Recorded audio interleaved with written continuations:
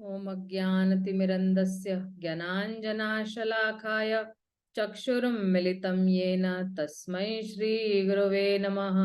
श्रीचैतन्यमनोभीष्टं स्थापितं येन भूतले स्वयं रूप कदा मह्यं ददाति स्वपदान्तिकं। वन्देऽहं श्रीगुरून् श्रीयुतपदकमलं श्रीगुरून् वैष्णवांश्च श्रीरूपं साग्रजातां सहगण रघुनाथान्वितं तं सजीवं साद्वैतं सार्वभूतं परिजनासहितं कृष्ण चैतन्य देवं श्रीराधा कृष्ण पदान् सहगण ललिता श्रीविशाखान्वितांश्च नमो विष्णुपदाय कृष्णपृष्ठाय भूतले श्रीमते भक्तिवेदांत स्वामिनिति नामिने। नमस्ते सरस्वते देवे गौरवाणी प्रचारिणे निर्विशेष शून्यवादी पाश्चात्य देश तारिणे। हे कृष्णा करुणा सिंधु दीनबंधु जगतपते गोपेश गोपिका कांत राधा कांत नमोस्तुते। तप्त कांचन गौरांगी राधे वृंदावनेश्वरी वृषभानुसुते देवी प्रणमामि हरिप्रिये। वाञ्छाकल्पतरुभ्यश्च कृपा सिन्धुभ्य एव च पतितानं पावनेभ्यो वैष्णवेभ्यो नमो नमः। श्री कृष्णा चैतन्य प्रभु नित्यानंद श्री अद्वैत गदाधर श्रीवासादि गौर भक्त वृंद। हरे कृष्णा कृष्णा कृष्णा हरे हरे हरे राम राम राम हरे हरे। तो आप सभी का आज के सत्र में बहुत बहुत स्वागत है। आज वाला जो सत्र है वो पूरा पूरा नरसिंह भगवान की गुणगान से भरा हुआ है और मैंने इसलिए सोचा कि 2 सेशंस में ही, वैसे तो नरसिंह भगवान के जितने भी गुणगान पूरा साल भी चलता रहेगा तो कम है, और इतनी सारी कहानियां हैं। आप सोचोगे कि रोज अगर 2 घंटे भी हम लोग वो कहानियां बोलेंगे तो भी वो कहानियां चलती रहेगी। 365 दिन भी अगर हम बोलते रहेंगे वो कहानियां चलती रहेगी।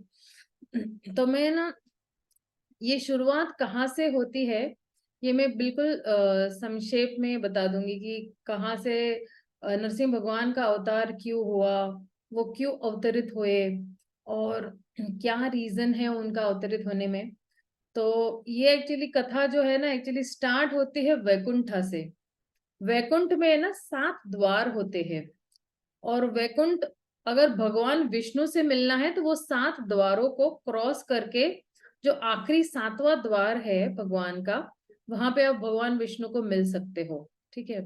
तो जो 4 कुमार थे, ब्रह्मा जी के जो 4 पुत्र थे उनको 4 कुमार कहते हैं।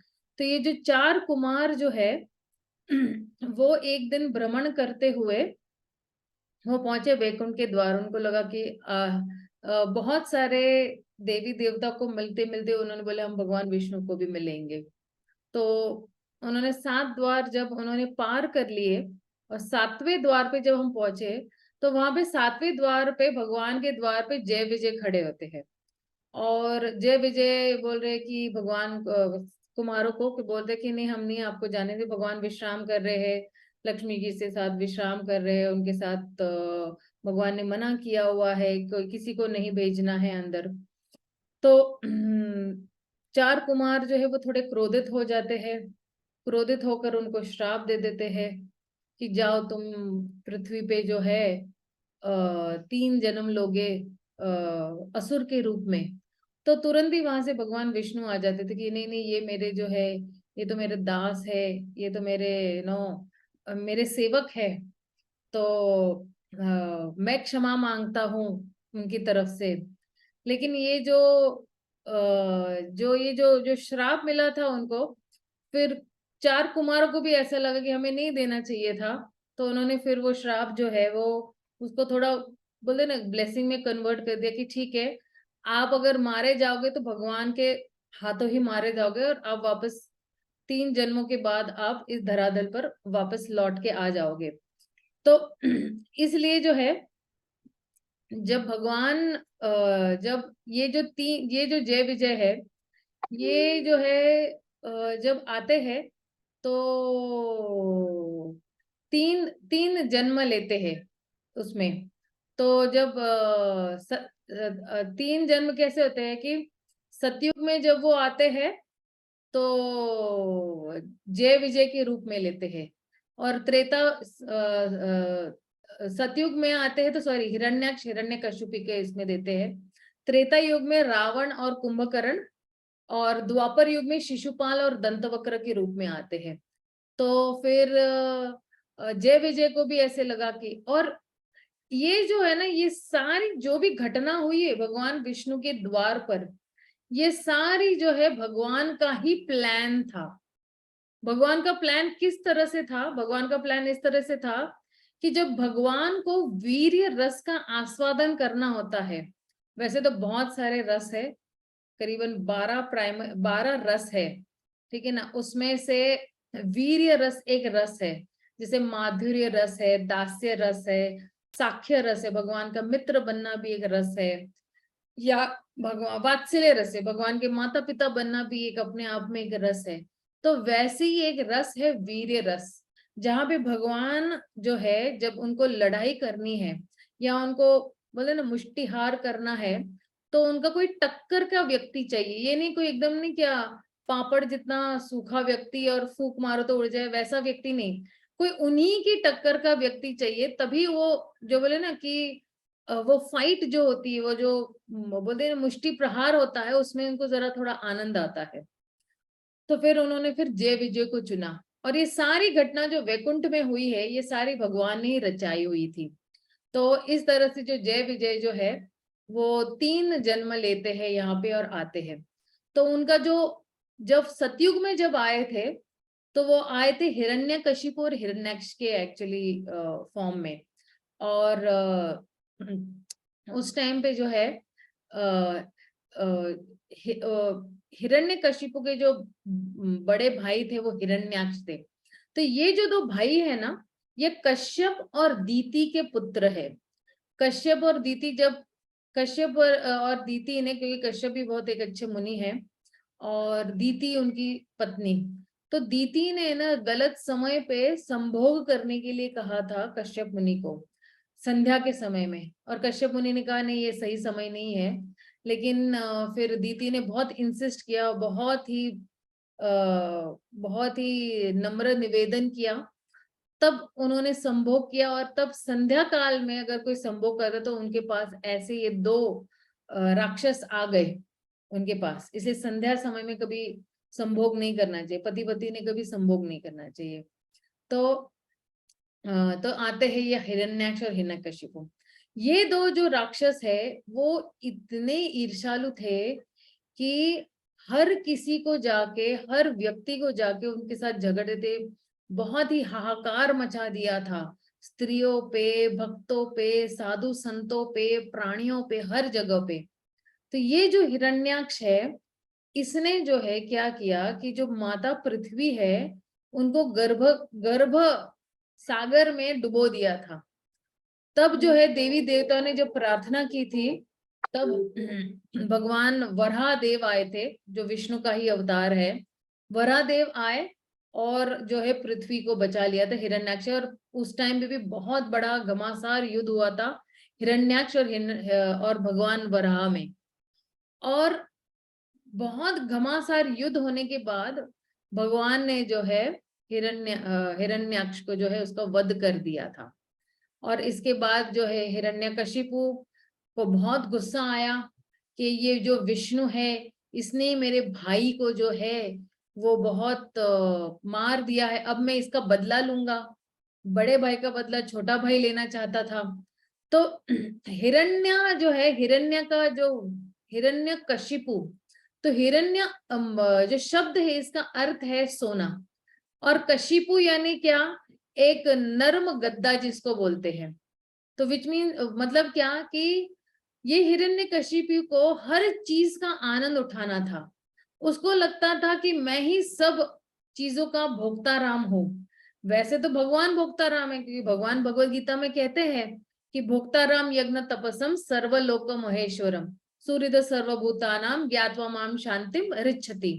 तो भगवान कहते हैं कि भोक्ताराम यज्ञ तपसम, सभी यज्ञों का जो भोक्ता राम हो मैं ही हूँ। और सर्वलोक महेश्वरम, सभी लोग जितने भी है 14 भुवन जिनके भी, उन लोगों का भी महेश्वर, जो जो परमेश्वर, जो परम ईश्वर है, वो कौन है? वो मैं हूँ। और मैं सूर्य भी हूँ। सूर्य सर्वभूताना, भूतानाम मतलब कि भूत यानी क्या? जो जितने भी जीवात्माएं उनको भूतान, भूत कहते हैं संस्कृत में। तो सुहृद, सु यानी सु मीन्स गुड, बोलते ना कि सुमन, अच्छा फूल, तो सु यानी गुड, सुहृद, तो एवर वेल विशिंग फ्रेंड, मैं सबका हितैषी हूँ, सब जीवात्मा का मैं हितैषी हूँ। और जो ये तीन बातें जान लेता है, ज्ञात्वा माम, जो मेरे बारे में ये तीन ज्ञान आ जाता है, तो शांति मृच्छति, उस व्यक्ति के जीवन में शांति शांति रहेगी। ये भगवत गीता का 5वें अध्याय का 29वां श्लोक है, ये वर्ल्ड पीस फॉर्मूला है। तो ये जो है हिरण्यकशिपु जो है, उसको नहीं पता है कि सिर्फ भगवान कृष्ण ही परम भोक्ता है। वो कहता था कि मैं ही भगवान हूँ, तुम्हारा कोई भगवान है ही नहीं, मेरा नाम ही हिरण्यकशिपु है और मैं ही भगवान हूँ। तो इसलिए जो है उसको लगता था कि, और उसी का जो पुत्र है प्रहलाद, प्रहलाद, अल्हाद यानी जो भगवान को आनंद देता है, इसलिए उसका नाम है प्रहलाद। इसलिए हम लोग अभी जो आरती हम लोग ने गाई है, प्रहलाद लाद दाई ने, प्रहलाद यानी जो भगवान को आनंद देते, भगवान का निरंतर नाम लेते लेते जो है, जो कोई भी भगवान का नाम निरंतर लेते रहता है तो भगवान को बहुत आनंद मिलता है। इसलिए श्रील भक्ति विनोद ठाकुर जो है अपनी एक नवदीप भाव तरंगी जो है, उन्होंने एक बहुत अच्छा भजन गाया है। कहते हैं कि जो मेरे हृदय में ये जो 6 राक्षस बैठे हुए हैं, काम क्रोध मद मोह लोभ मत्सर, ये कब जो है ये खत्म हो जाएंगे। मैं नरसिंह भगवान के चरणों में जो है मैं साक्षात नमन करता हूँ, और मैं बार बार भगवान का नाम इसी आशा से लेता हूँ कि एक दिन मेरा ये जो हृदय है जो 6 राक्षसों से भरा पड़ा हुआ है, तो मैं जो है इनसे मुक्त हो पाऊंगा और मेरी ये इच्छा जागृत हो जाएगी कि मैं भगवान की सेवा कर सकूं। और कह रहे कि मैं रो रो के भगवान के चरण कमलों पे मैं दंडवत करता हूँ, मेरा नतमस्तक करता हूँ कि मैं जो है भगवान से यही याचना कर रहा हूँ कि मुझे जो है राधा कृष्णा की जो है सेवा करने का मौका दीजिएगा, ताकि मैं अच्छी तरह से, मेरी सेवा में कोई बाधा नहीं चले, मेरा मन ही मेरी सेवा में बड़ा बाधक है, तो मेरा मन ही भगवान के श्री चरणों में लगा रहे।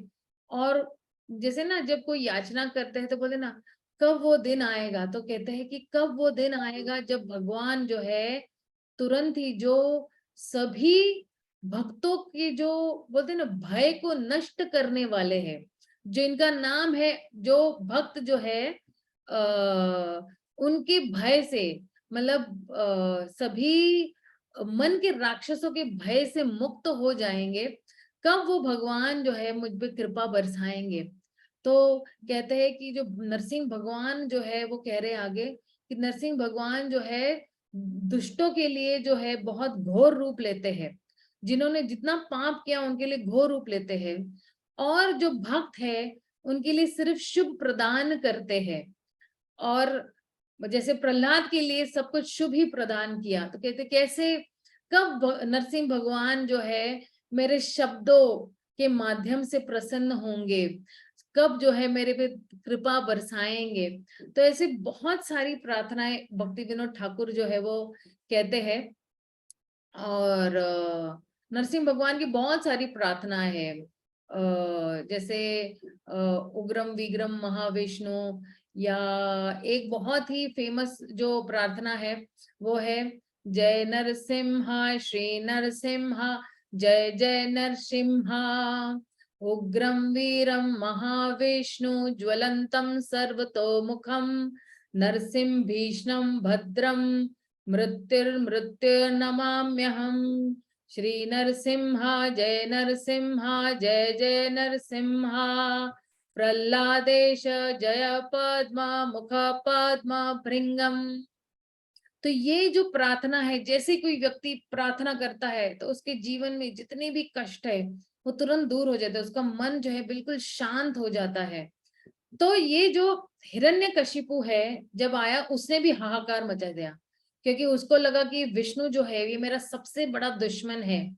तो उसने तपस्या की, 1000 वर्ष तक जब तपस्या की, तो ब्रह्मा जी की तपस्या की और ब्रह्मा जी से वरदान मांगा उसने कि मैं न दिन में, न रात में, न सुबह, न शाम, आपको ये सारी कथा पता है, संक्षेप में ही बताऊंगी, ज्यादा नहीं बताऊंगी।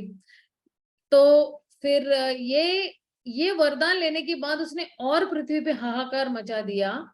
और फिर भगवान नरसिंह को आना पड़ा, क्योंकि भगवान नरसिंह क्यों आए, क्योंकि उसने अपने शुद्ध भक्त पे हाहाकार। तो भगवान भी भगवत गीता में कहता है ना कि परित्राणाय साधूनां विनाशाय च दुष्कृता, मैं साधुओं को आनंद देने के लिए आता हूँ और दुष्टों का संहार करने के लिए आता हूँ। तो विनाशाय, जब दुष्टों का विनाश करने के लिए आता हूँ। तो इस तरह से जो है नरसिंह भगवान जो है, उन्होंने भगवान को है ना किसी गर्भ की किसी किसी स्त्री के गर्भ की नहीं, उन्होंने उस खंबे को ही गर्भ बना दिया और उस खंबे से निकलकर छोटे से प्रहलाद अपने शुद्ध भक्त को जो है वो बचा लिया था। तो ये जो नरसिंह भगवान की जो कथा है ना, वो बिल्कुल बहुत सालों से चली आ रही है, बहुत बहुत युगों से चलती आ रही। और जैसे एक जो बोलते हैं ना कि हर युग में भगवान आते हैं, हर कल्प में भगवान आते हैं। तो जितने भी त्रेता युग आएंगे इसके बाद, उतने ही त्रेता युग में हर बार ये हिरण्यकशिपु आते हैं। और नरसिंह भगवान भी हर हर युग में आएंगे, हर त्रेता युग में आते। कभी थोड़ा फ्लिप भी हो सकता है, द्वापर में भी आ सकते हैं, लेकिन भगवान हर युग में आते हैं।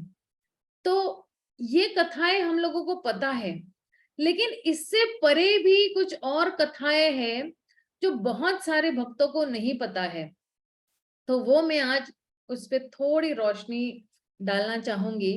जो कथा है, ये जो कथा स्ट्रेट हमारे हृदय पे पहुंच जाएगी और हमारा जो विश्वास है भगवान के प्रति, हमारा जो अगाढ़ कहते हैं ना श्रद्धा है भगवान के प्रति, वो तीव्रता से जागृत होगी जब हम ये सुनेंगे। जैसे ये कथा अब जो मैं बताने वाली हूँ वो सिर्फ 40 साल पहले की कथा है, और वो भी सिर्फ भारत देश में हुई है ये कथा। तो आपको तुरंत ही आइडेंटिफाई कर पाओगे कि अच्छा ये अभी भी हुई है। जैसे त्रेता युग में हुई तो थोड़ा थोड़ा जो है मानना मुश्किल है, जो जो अब लोग हम लोग नए नए ही जुड़े हैं भक्ति में, तो थोड़ा मानना मुश्किल। लेकिन ये वाली जो कथा मैं बता रही हूँ, ये बहुत ही जस्ट 40 साल पहले की कथा है। ये बंगाल के एक क्षेत्र में ये हुई है कथा, और वहां पे वो विग्रह भी स्थापित हुए हैं। एक सेकेंड।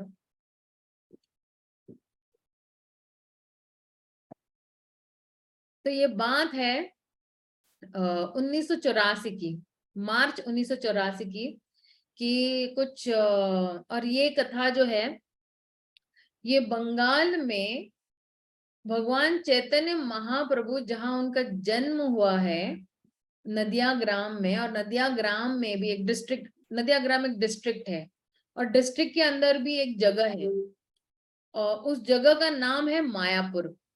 ठीक है ना, ये जो कथा है ये वहां पे। और ये श्रीधाम मायापुर जो है, ये चैतन्य महाप्रभु की जन्म स्थली है, जो कृष्ण स्वयं है, 500 वर्ष पूर्व आए थे। और ये जो श्रीधाम मायापुर है, ये इस्कॉन का वर्ल्ड हेडक्वार्टर्स है। पूरे विश्व का जो वर्ल्ड हेडक्वार्टर्स अगर इस्कॉन का है तो वो श्रीधाम मायापुर में है। तो ये कथा हम लोग थोड़ा 40 साल पहले की कथा है। तो वहां पे ना 35 जो है डाकू जो है, वो बड़े बॉम्ब और अस्त्र शस्त्र लेके आए थे, और उस मायापुर चंद्रोदय मंदिर पे उन्होंने अटैक किया। तो ये जो जितने भी है ना डाकू है, या जितने भी है ना जो हाहाकार मचाने वाले थे, उन्होंने भक्तों को बहुत सताया किया हुआ था, और बहुत समय से सता रहे थे। लेकिन एक बार ऐसे हुआ कि उन्होंने शिला प्रभुपाद की जो अर्च विग्रह है, और श्रीमती राधा रानी का जो अर्च विग्रह है, उन्होंने ये प्लान किया कि हम इसको चोरेंगे। लेकिन वो लेकर जा रहे थे, लेकिन कुछ और भक्तों ने जो है फायर किया और फिर बचा लिया। और इस तरह से श्रील प्रभुपाद की अर्च विग्रह जो है वो है। और राधा रानी का जो विग्रह था वो थोड़ा ये हो गया, खंडित हो गया था, तो मेन ऑल्टर में वो जाने के लिए योग्य नहीं था। लेकिन ये जो घटना है ना, ये भक्तों के मन पे बहुत इफेक्ट हुआ कि बहुत मतलब हर समय यही हो रहा है कि कब हमको इससे छुटकारा मिलेगा। और बार बार ये जो सता रहे ये जो डाकू है, तो क्या करेंगे। तो जो भावानंद भावानंद दास है, वो भावानंद प्रभु है, वहां के वो को डायरेक्टर है। तो उन्होंने ये सूचित किया, उन्होंने ये सुझाव दिया कि हमें जो है नरसिंह भगवान की एक अर्च विग्रह लाना ही पड़ेगा। तो जब हम भगवान नरसिंह का ये विग्रह लाएंगे ना, तो जितनी भी जो है सताना करना है या जो कुछ भी अशुभ है हमारे जीवन में, ये सारा निकल जाएगा। और विघ्न जो आ रहे हैं बार बार हमारी भक्ति में, ये सारे विघ्न दूर हो जाएंगे। तो फिर जो है एक बार ऐसे ही हुआ था, जब भक्ति विनोद ठाकुर के समय में और भक्ति सिद्धांत सरस्वती ठाकुर के समय में, कि उस टाइम पे ऐसे ये डाकुओं ने उस टाइम में भी हाहाकार मचा दिया था। ये आपको मैं बता रही हूँ, कुछ 200 साल पहले की बात है, 1896 से भी पहले की बात है। तो उन्होंने वहां पे जो है लक्ष्मी नरसिंह भगवान का जो है वो विग्रह स्थापित किया, ताकि कुछ और डिस्टरबेंस ना हो। तो दूसरे जितने भी भक्त थे मायापुर में, ये थोड़े जो है वो बोले कि नहीं नहीं ये नहीं करना चाहिए। बहुत सारे बोलते ना षडोपचार होते हैं, या पूजा बहुत उनकी कठिन होती है भगवान की। जो पुजारी है वो नैष्टिक होना चाहिए। नैष्टिक ब्रह्मचारी मतलब किसी के साथ उसने किसी और के साथ संभोग नहीं किया हुआ है। और बहुत सारे ना नीति नियम है इन भगवान को जो है पूजा अर्चना करने के लिए। तो बहुत सारे करने के बावजूद जो भावानंद प्रभु है वो बहुत उत्साह थे कि नहीं, नरसिंह भगवान को किसी भी तरह ना मायापुर में लाना है। तो उन्होंने एक जो है प्रभुपाद के शिष्य है, उनका नाम है भक्ति सिद्धांत। तो उन्होंने बोला कि इसको है ना हम लोग चित्र निकालेंगे और बहुत सारे स्केचेस निकालेंगे और देखेंगे। तो फिर एक दिन जो है उन्होंने सारे स्केचेस निकाल लिए भगवान के। लेकिन उनके दिमाग में ये था कि भगवान का जो विग्रह होगा ना, तो उनके जो क्या बोलते हैं, उनके जो पैर होंगे ना वो थोड़े बेंड होंगे, यानी थोड़े झुके हुए होने चाहिए, ताकि वो है ना जैसे किसी अगर कोई शत्रु आता है तो तुरंत उसको लपक कर जो है उसको अटैक करने के लिए जो है वो तैयार रह सके। और उनके जो जो नाखून है वो भी बहुत लंबे लंबे होने चाहिए, ताकि ना अच्छी तरह से अपने दुश्मन को पकड़ सके। और उनके जो उंगलियां है वो भी थोड़ी बेंड होनी चाहिए, मतलब झुकी हुई होनी चाहिए। और इस तरह से इस भाव में जो है उन्होंने स्केच करना शुरू किया। और जितने भी भक्त है उन्होंने जब स्केच बताया भक्ति सिद्धांत प्रभु ने, तो बोले कि बहुत अच्छा है, इसको हम आगे कर सकते हैं। तो फिर वहां पे जो है बहुत सारे भक्तों ने इकट्ठा हुए और एक मीटिंग ली। तो वहां पे एक राधा पद प्रभु है, जो कलकत्ता के बहुत ही धनी मनी व्यक्ति है। तो उन्होंने बोला ठीक है, इसका स्पॉन्सर जो है और इसका जो कुछ भी ना इस विग्रह को स्थापना करने का सारा खर्चा है वो मैं दे दूंगा। तो तुरंत ही उन्होंने जो 1.5 लाख रुपया मंदिर को दे दिया उस टाइम पे। और बोले कि ठीक है, 3 महीने बाद जो है इस विग्रह को हम लोग स्थापित करेंगे। तो जो है आत्म तत्व प्रभु जो है वो दक्षिण भारत की तरफ निकल पड़े। और उन्हें क्योंकि ये जो ये जो भगवान के जो विग्रह है ना, ये कोई शिल्पकार जो होता है वो अच्छी तरह से उसको बोलते हैं ना कि तराशता है। और जब तराशने के बाद जो है वो अच्छी तरह से बनना चाहिए। तो उसके लिए स्पेशल पुजारी होते हैं, स्पेशल शिल्पकार होते हैं, स्पेशल इंजीनियर होते हैं, जो इसको अच्छी तरह से तराशते हैं। तो ये जो स्थापति जो होते हैं, ये सिर्फ तराशते नहीं है, वो जो है बोलते हैं ना कि जितनी भी वास्तुकला है या जितनी भी इंजीनियरिंग में है वो बहुत ही निपुण होते हैं। तो फिर ये जो है वो चाहते थे कि ये आत्म तत्वदास चाहते थे कि नहीं, हमें उग्र नरसिंह भगवान ही चाहिए। तो ये जब जिस स्थापति से मिलने गए थे तो उन्होंने ना मना कर दिया, बोले कि नहीं नहीं, हम नहीं कर सकते। और इसके बाद उन्होंने बहुत सारे स्थापतियों से मिले थे और हर स्थापति ने उनको मना कर दिया था। तो फिर बहुत सारे ट्रिप किए और फिर इस तरह से ट्रिप्स, मतलब आप देखिए ना, बंगाल जो है वो पूरब में है और बार बार उन व्यक्ति को जो है दक्षिण भारत में जाना है, तो बार बार ऐसे 6 महीने चले गए। और यहाँ पे जो जिन्होंने 1.5 लाख दिया है राधा पद प्रभु, वो तो बिल्कुल मतलब बहुत ही व्याकुल हो रहे थे, कह रहे अभी तक भगवान की स्थापना नहीं हुई है, आपने तो कहा था कि 3 महीने में हो जाएगा और अभी तक हुआ ही नहीं है। तो जो है आत्म तत्व प्रभु ने कहा कि थोड़ा और समय लग रहा है, वो स्थापति जो है वो मिल नहीं रहे हैं, हमें स्थापति पहले तो चाहिए। और इस तरह से ना बहुत ही जो है व्याकुल हो रहे थे दोनों भक्त। तो एक दिन ये हुआ कि जो है कि नरसा उन्होंने कहीं पढ़ा कि नरसिंह भगवान जो है वो जो है बहुत ही बड़ी आंखें, और उनकी आंखें जो क्रोध से भरी तो अग्नि फेंक रही है, और जो है उनके जो है वो जो पैर है वो मुड़े हुए हैं। तो उन्होंने ना यही स्केच जाके जो है उन्होंने वो स्थापति से बताया। और फिर तो फिर बोले कि अच्छा यही एक्चुअली मैं ढूंढ रहा था। तो फिर ये जो स्थापति है वो फिर से सोचने लगा कि मुझे करना है या नहीं करना है, तो वो सोच रहा था। तो फिर जब जब ये जो आत्म तत्व प्रभु है ये बोल रहे थे कि प्लीज आप कर दीजिए, लेकिन स्थापति बोले कि नहीं, मैं पहले अपने गुरु से मिलूंगा। गुरु जो है वो शंकराचार्य थे, वो जो कांचीपुरम में थे। तो बोले कि मैं देखूंगा कि मेरे गुरु अगर हाँ बोलते हैं तो ठीक है। तो उस टाइम पे ना उनके जो गुरु है वो थोड़ा ध्यान कर रहे थे। तो गुरु ने पहले बोला कि नहीं नहीं, पहले ये मत करना। तो फिर गुरु ने ये कहा कि तुम अगर ये जो है इसको तराशते हो तो तुम्हारे पूरे जो है फैमिली का ध्वंस हो जाएगा, मतलब नष्ट हो जाएगी तुम्हारी फैमिली। लेकिन फिर थोड़ी देर के बाद जो है उन्होंने सोचा कि तुमको किसने कहा है ये जो है मूर्ति तराशने के लिए, ये जो उग्र रूप है भगवान का।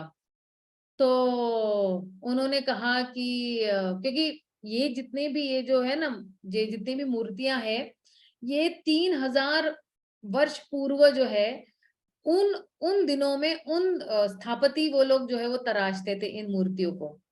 तो कहते हैं कि वहां पे जो मैसूर के, अगर आप वहां पे जाओगे ना तो वहां पे एक गांव है, वहां पे ये उग्र नरसिम्हा का जो है ये बोलते हैं ना कि इस विग्रह को स्थापित किया गया है। तो जो शंकराचार्य है जो कांचीपुरम वाले को कहते हैं कि वहां पे जो है हर दिन एक हाथी की बड़ी सी जो है शोभा यात्रा निकलती है। तो कहते हैं कि ये जो है भगवान की पूजा अर्चना करना बहुत मुश्किल है। और हर दिन एक बोलते हैं ना कि शोभा यात्रा निकलनी चाहिए। लेकिन वहां पे मैसूर में ये ना धीरे धीरे लुप्त होता गया और अब वो जगह एकदम खंडर जैसी हो गई थी, मतलब वहां पे कोई भगवान की पूजा सेवा नहीं हो रही थी उन उग्र नरसिंह की। तो लेकिन ये स्थापति है ना थोड़ा जरा फोर्स करने लगा, थोड़ा बोलने लगा देखो ना अगर कुछ हो रहा है तो थोड़ा और थोड़ा और दबाव देके बोलने लगे कि देखो ये जो है ये लोग बार बार आ रहे हैं, बोल रहे मेरे लिए एक अर्ज विग्रह जो है या मूर्ति जो है वो तराश हो मेरे लिए। और उनको है ना वहां पे जो है बहुत सारे डाकू सता रहे, इसलिए उनको ये जो है विग्रह यहाँ से ले जाना है वहां पे। तो उन्होंने जो है वो जो स्केच बनाया हुआ था, जो बोलते हैं ना कि जिस हिसाब से वो पिक्चर बनाया था उन्होंने उनके गुरु को बताया। और उनके गुरु ने देख लिया तो बोले कि हाँ ये तो उग्र है, ये तो उग्र कैटेगरी के है ये जो भगवान है। तो बोले कि उग्र यानी बहुत ही मतलब जैसे ना उग्र रूप है भगवान का। और जो है और कह रहे कि अच्छा इन लोगों को ना स्थाणु नरसिम्हा चाहिए।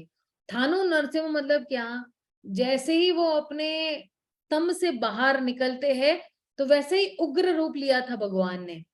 तो बोले कि नहीं नहीं ये जो है ये स्थानु नरसिंह को जो है आपने नहीं तराशना चाहिए, ये आपके लिए अशुभ रहेगा।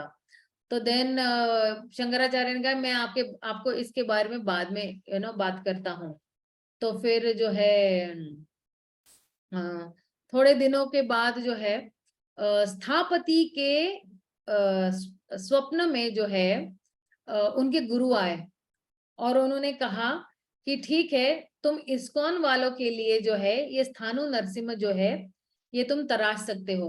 तो तुरंत ही जो है अगले दिन उनको कांचीपुरम से, क्योंकि इनके गुरु शंकराचार्य कांचीपुरम में थे और ये वापस आ गए थे अपने घर। तो फिर बोले कि ठीक है, उनको एक जो है पत्र मिला कि तुम जो है ये जो इस्कॉन वालों के लिए जो है ये स्थानु नरसिम्हा ही जो है वो तराशना। तो फिर स्थापति ने वो बोले ना जो लेटर है वो बताया आत्म तत्व प्रभु को। तो कहते कि देखो अब गुरु ने जो है मुझे जो है वो आशीर्वाद दे दिए हैं कि मैं इसको तराश सकता हूँ। तो फिर बहुत आनंदित हो गए कि कितना अच्छा है कि अब हमारे लिए ना नरसिंह भगवान जो है वो तराशेंगे। तो बोले कि ठीक है, तो कितने महीने लगेंगे? तो बोले कि 6 महीने लगेंगे। तो ये बहुत अच्छा है, थोड़ा शांत होके जो है आत्मा तत्व प्रभु वापस बंगाल मायापुर में आ गए। और फिर उन्होंने जो है कुछ महीने अच्छी तरह से बिताए, 4 महीने बिताए और 5वें 6ठे महीने में वो वहां वापस चले गए दक्षिण की फिर से पूछने के लिए। क्योंकि उस समय तक उन्होंने जितने भी कासे के जितने भी जो है भगवान के जितने भी बर्तन है या जितना कुछ भी भगवान के लिए पूजा अर्चना करने के लिए जितनी भी सामग्री है वो उन्होंने इकट्ठा कर ली थी। और उनको लगा कि बस अभी ये जो ट्रिप है इसमें कोई मुश्किल नहीं आएगी, मैं जाऊंगा स्थापति के पास जाऊंगा, मूर्ति लाऊंगा, लेके आ जाऊंगा और हम लोग स्थापना करेंगे। तो फिर स्थापति क्या तो जो है जो स्थापति है वो बोले कि है मैंने तो कुछ भी नहीं किया हुआ है। तो बोले अरे आप ही ने तो कहा था कि 6 महीने में हो जाएगा ये सब तैयार। बोले कि मैंने अब तक तो जो है वो जो पत्थर है उसको मुझे मिला भी नहीं है। एक जो पत्थर होता है वो पत्थर अभी तक नहीं मिला है, तो फिर मैं तराशूंगा क्या? तो आत्मा तो बोले अरे यार लेकिन आपने तो कहा था कि 6 महीने में तैयार हो जाएगा। तो स्थापति ने कहा कि देखो मैंने आपको वचन दिया है तो मैं वचन का पालन करूंगा। 6 महीने मतलब क्या, मैंने ये कहा था कि जब मुझे जब पत्थर मिलेगा उस पत्थर मिलने के 6 महीने बाद आपको वो विग्रह मिलेंगे, आपको वो मूर्ति मिलेगी।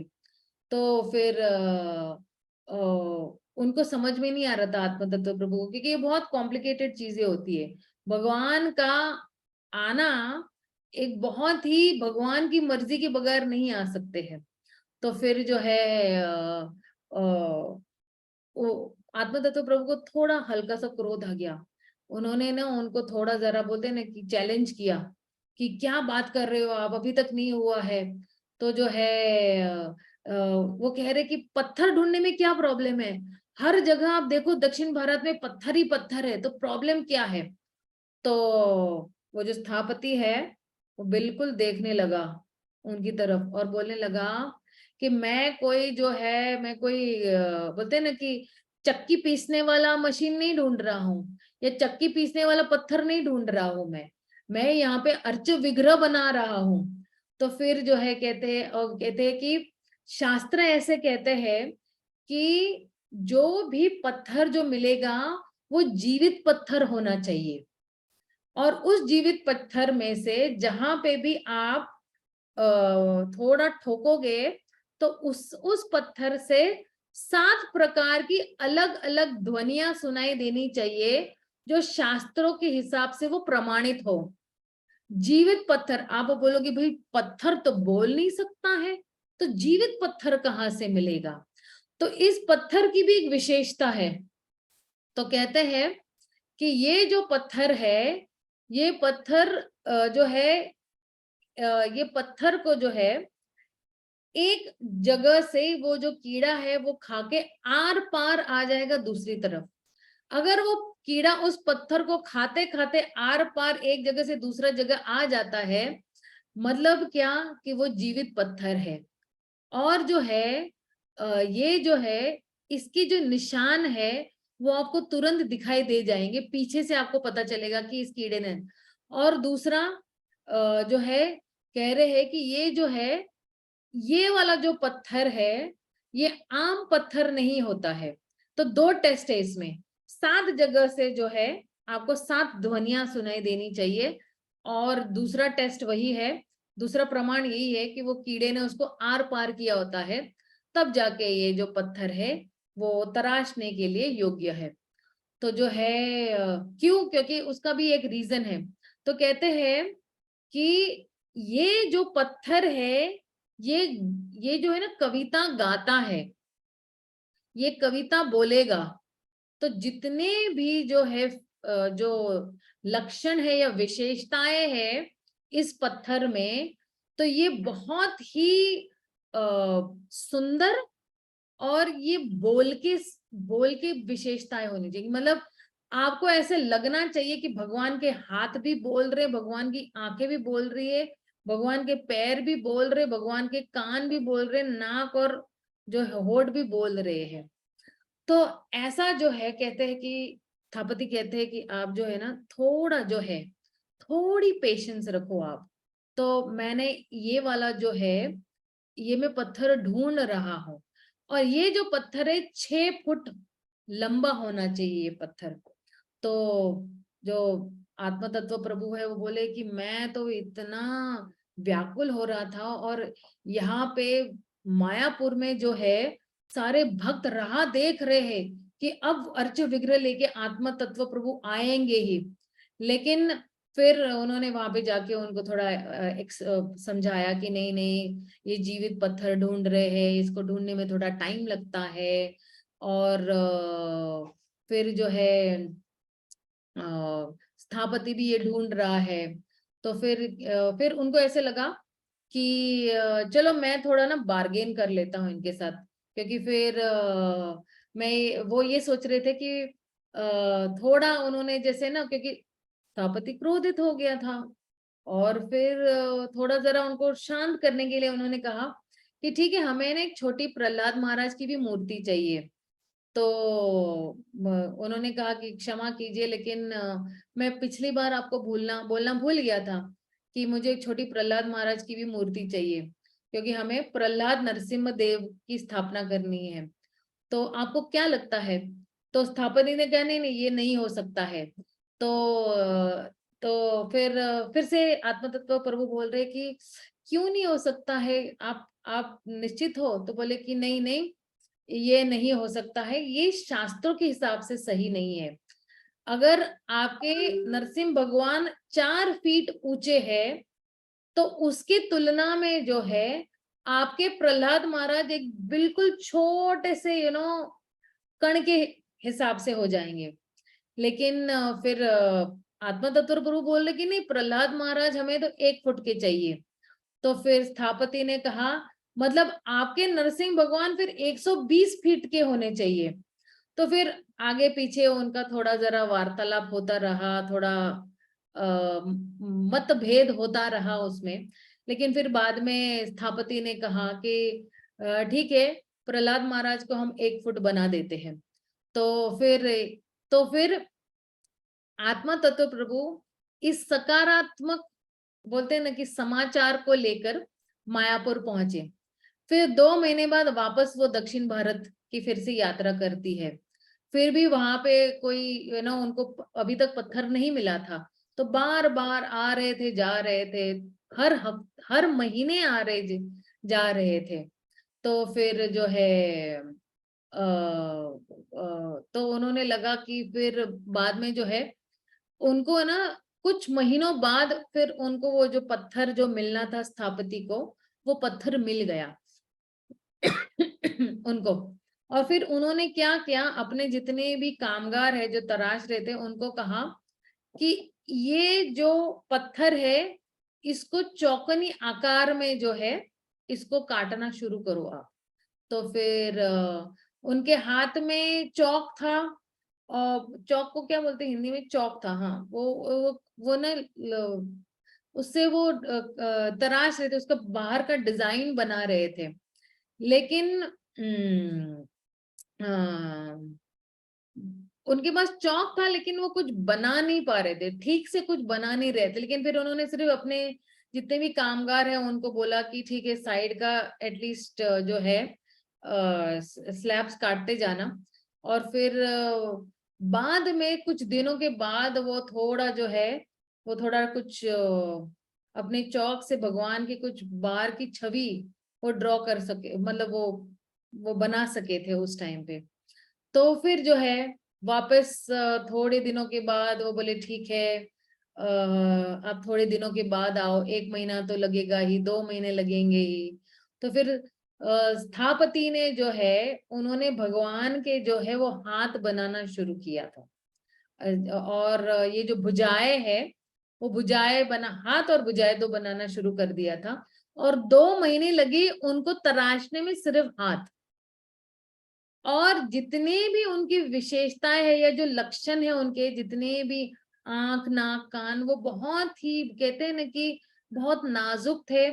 और एक एक चीज बहुत बारीकी से वो तराश रहे थे।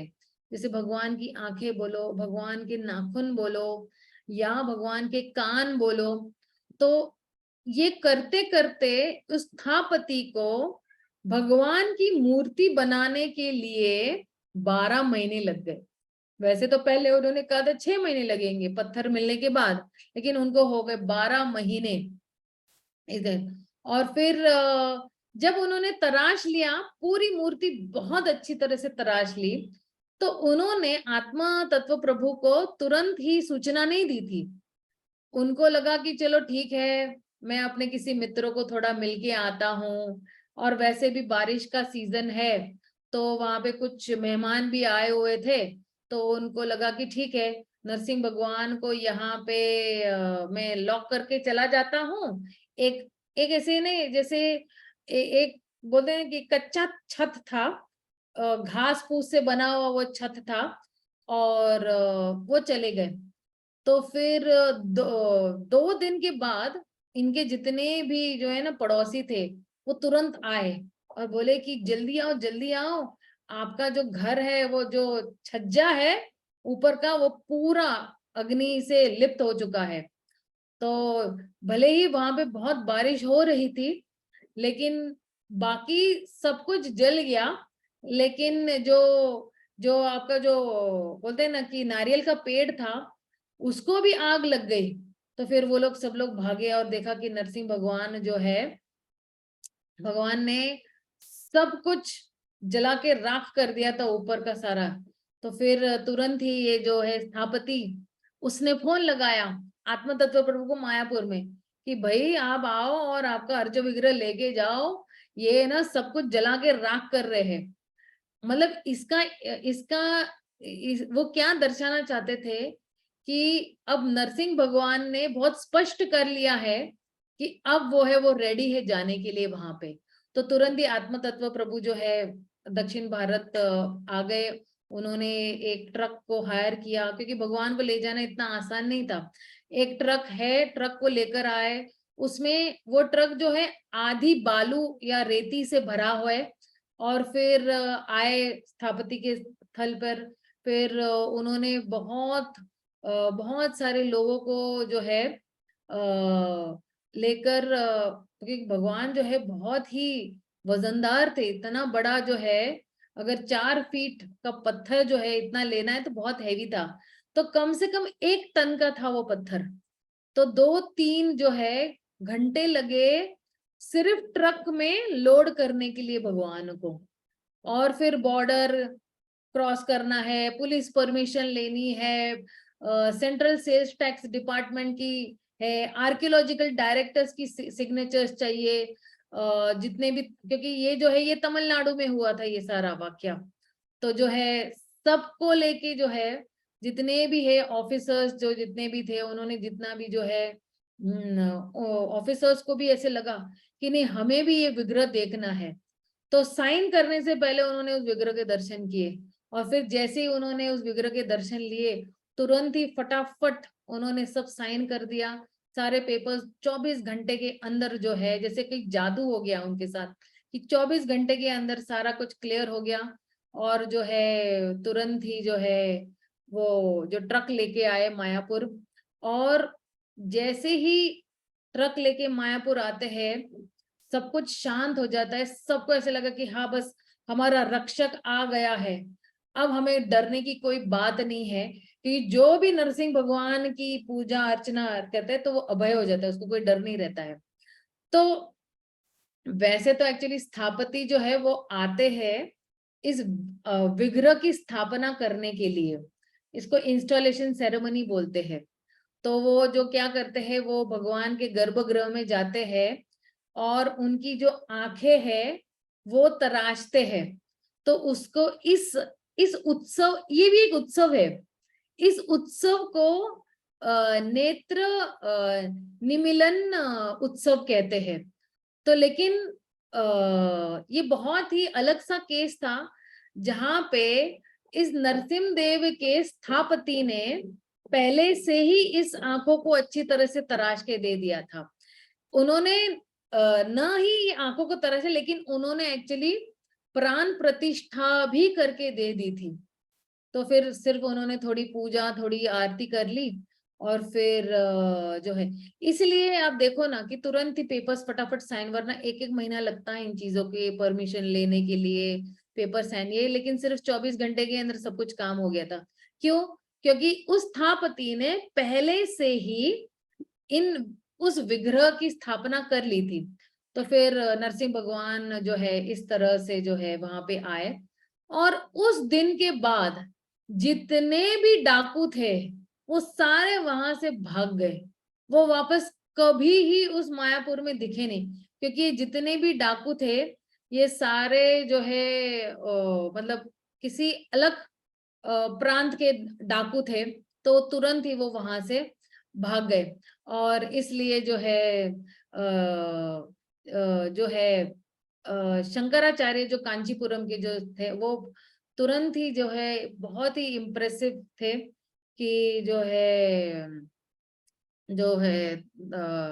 उनके लिए जो है आत्म तत्व प्रभु के लिए बहुत ही बोले न मान सम्मान भी हो गया। और इस तरह से जो है वहां पे मायापुर में आज तक इतने सालों में 40 साल हो गए ऑलमोस्ट, अभी अगले साल 40 साल हो जाएंगे इस घटना के लिए भी, लेकिन 2 साल लगे, क्योंकि स्थापना हुई थी 1986 में फिर, क्योंकि ये कथा शुरू हुई थी 24 मार्च 1984 में, और भगवान आए जो है 30 जुलाई 1986 में। 2 साल लगे भगवान को वहां पे स्थापित करने में महाराज। तो ये जो है ये बहुत ही कहते हैं ना कि एकदम अलग सी कहानी है, अलग घटना भी है। और कहते हैं ना कि भगवान जो है अपने भक्तों के साथ आदान प्रदान करते हैं। भगवान किसी भी अगर फोटो भी है चाहे, या किसी पत्थर की मूर्त भी है, चाहे किसी बोलते ना कि धातु की भी मूर्ति है, चाहे लकड़े की भी मूर्ति है, भगवान जो है आदान प्रदान करते हैं अपने भक्तों के साथ। अपने जो सच्चे भक्त है उनके साथ भी आदान प्रदान करते हैं। लेकिन मैं अब जो कथाएं बताने वाली हूँ, ये ऐसे लोग हैं जो भगवान के भक्त नहीं भी थे, वो बिल्कुल नहीं थे। तो वो मैं अभी ये कथाएं बताने वाली हूँ, एक सेकेंड।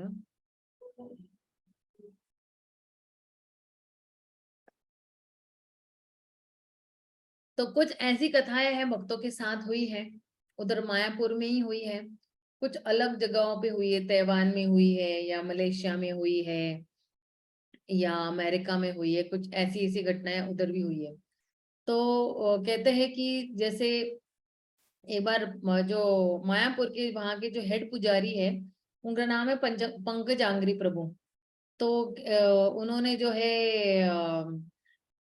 एक जो है माता जी को वहां पे ऐसी भीड़ में से बुलाया और उनको कहा कि कि जो भगवान का जो चरणामृत है ना, ये ना सबको बांट दो, थोड़ा थोड़ा सबको बांट दो। फिर बाद में उसने उस माता जी ने ना थोड़ा थोड़ा चरणामृत सबको बांटने के बाद वो जो खाली जो कटोरा था वो वापस लेके आई। और उसने कहा पंचांगांगरी प्रभु को कि नरसिंह भगवान जो है वो कितने दयालु कृपालु है और कितना जल्दी आदान प्रदान करते हैं।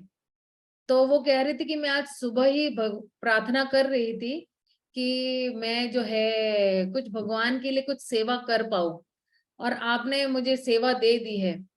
तो पंचांगारी प्रभु, हाँ अच्छा अच्छा अच्छा, बहुत जल्दी जो है भगवान जो है भक्तों की कृपा जो है पूर्ण कर देते हैं धाम में, कि अगर आपने इच्छा की तो उसी दिन जो है आपकी इच्छा पूरी हो जाती है।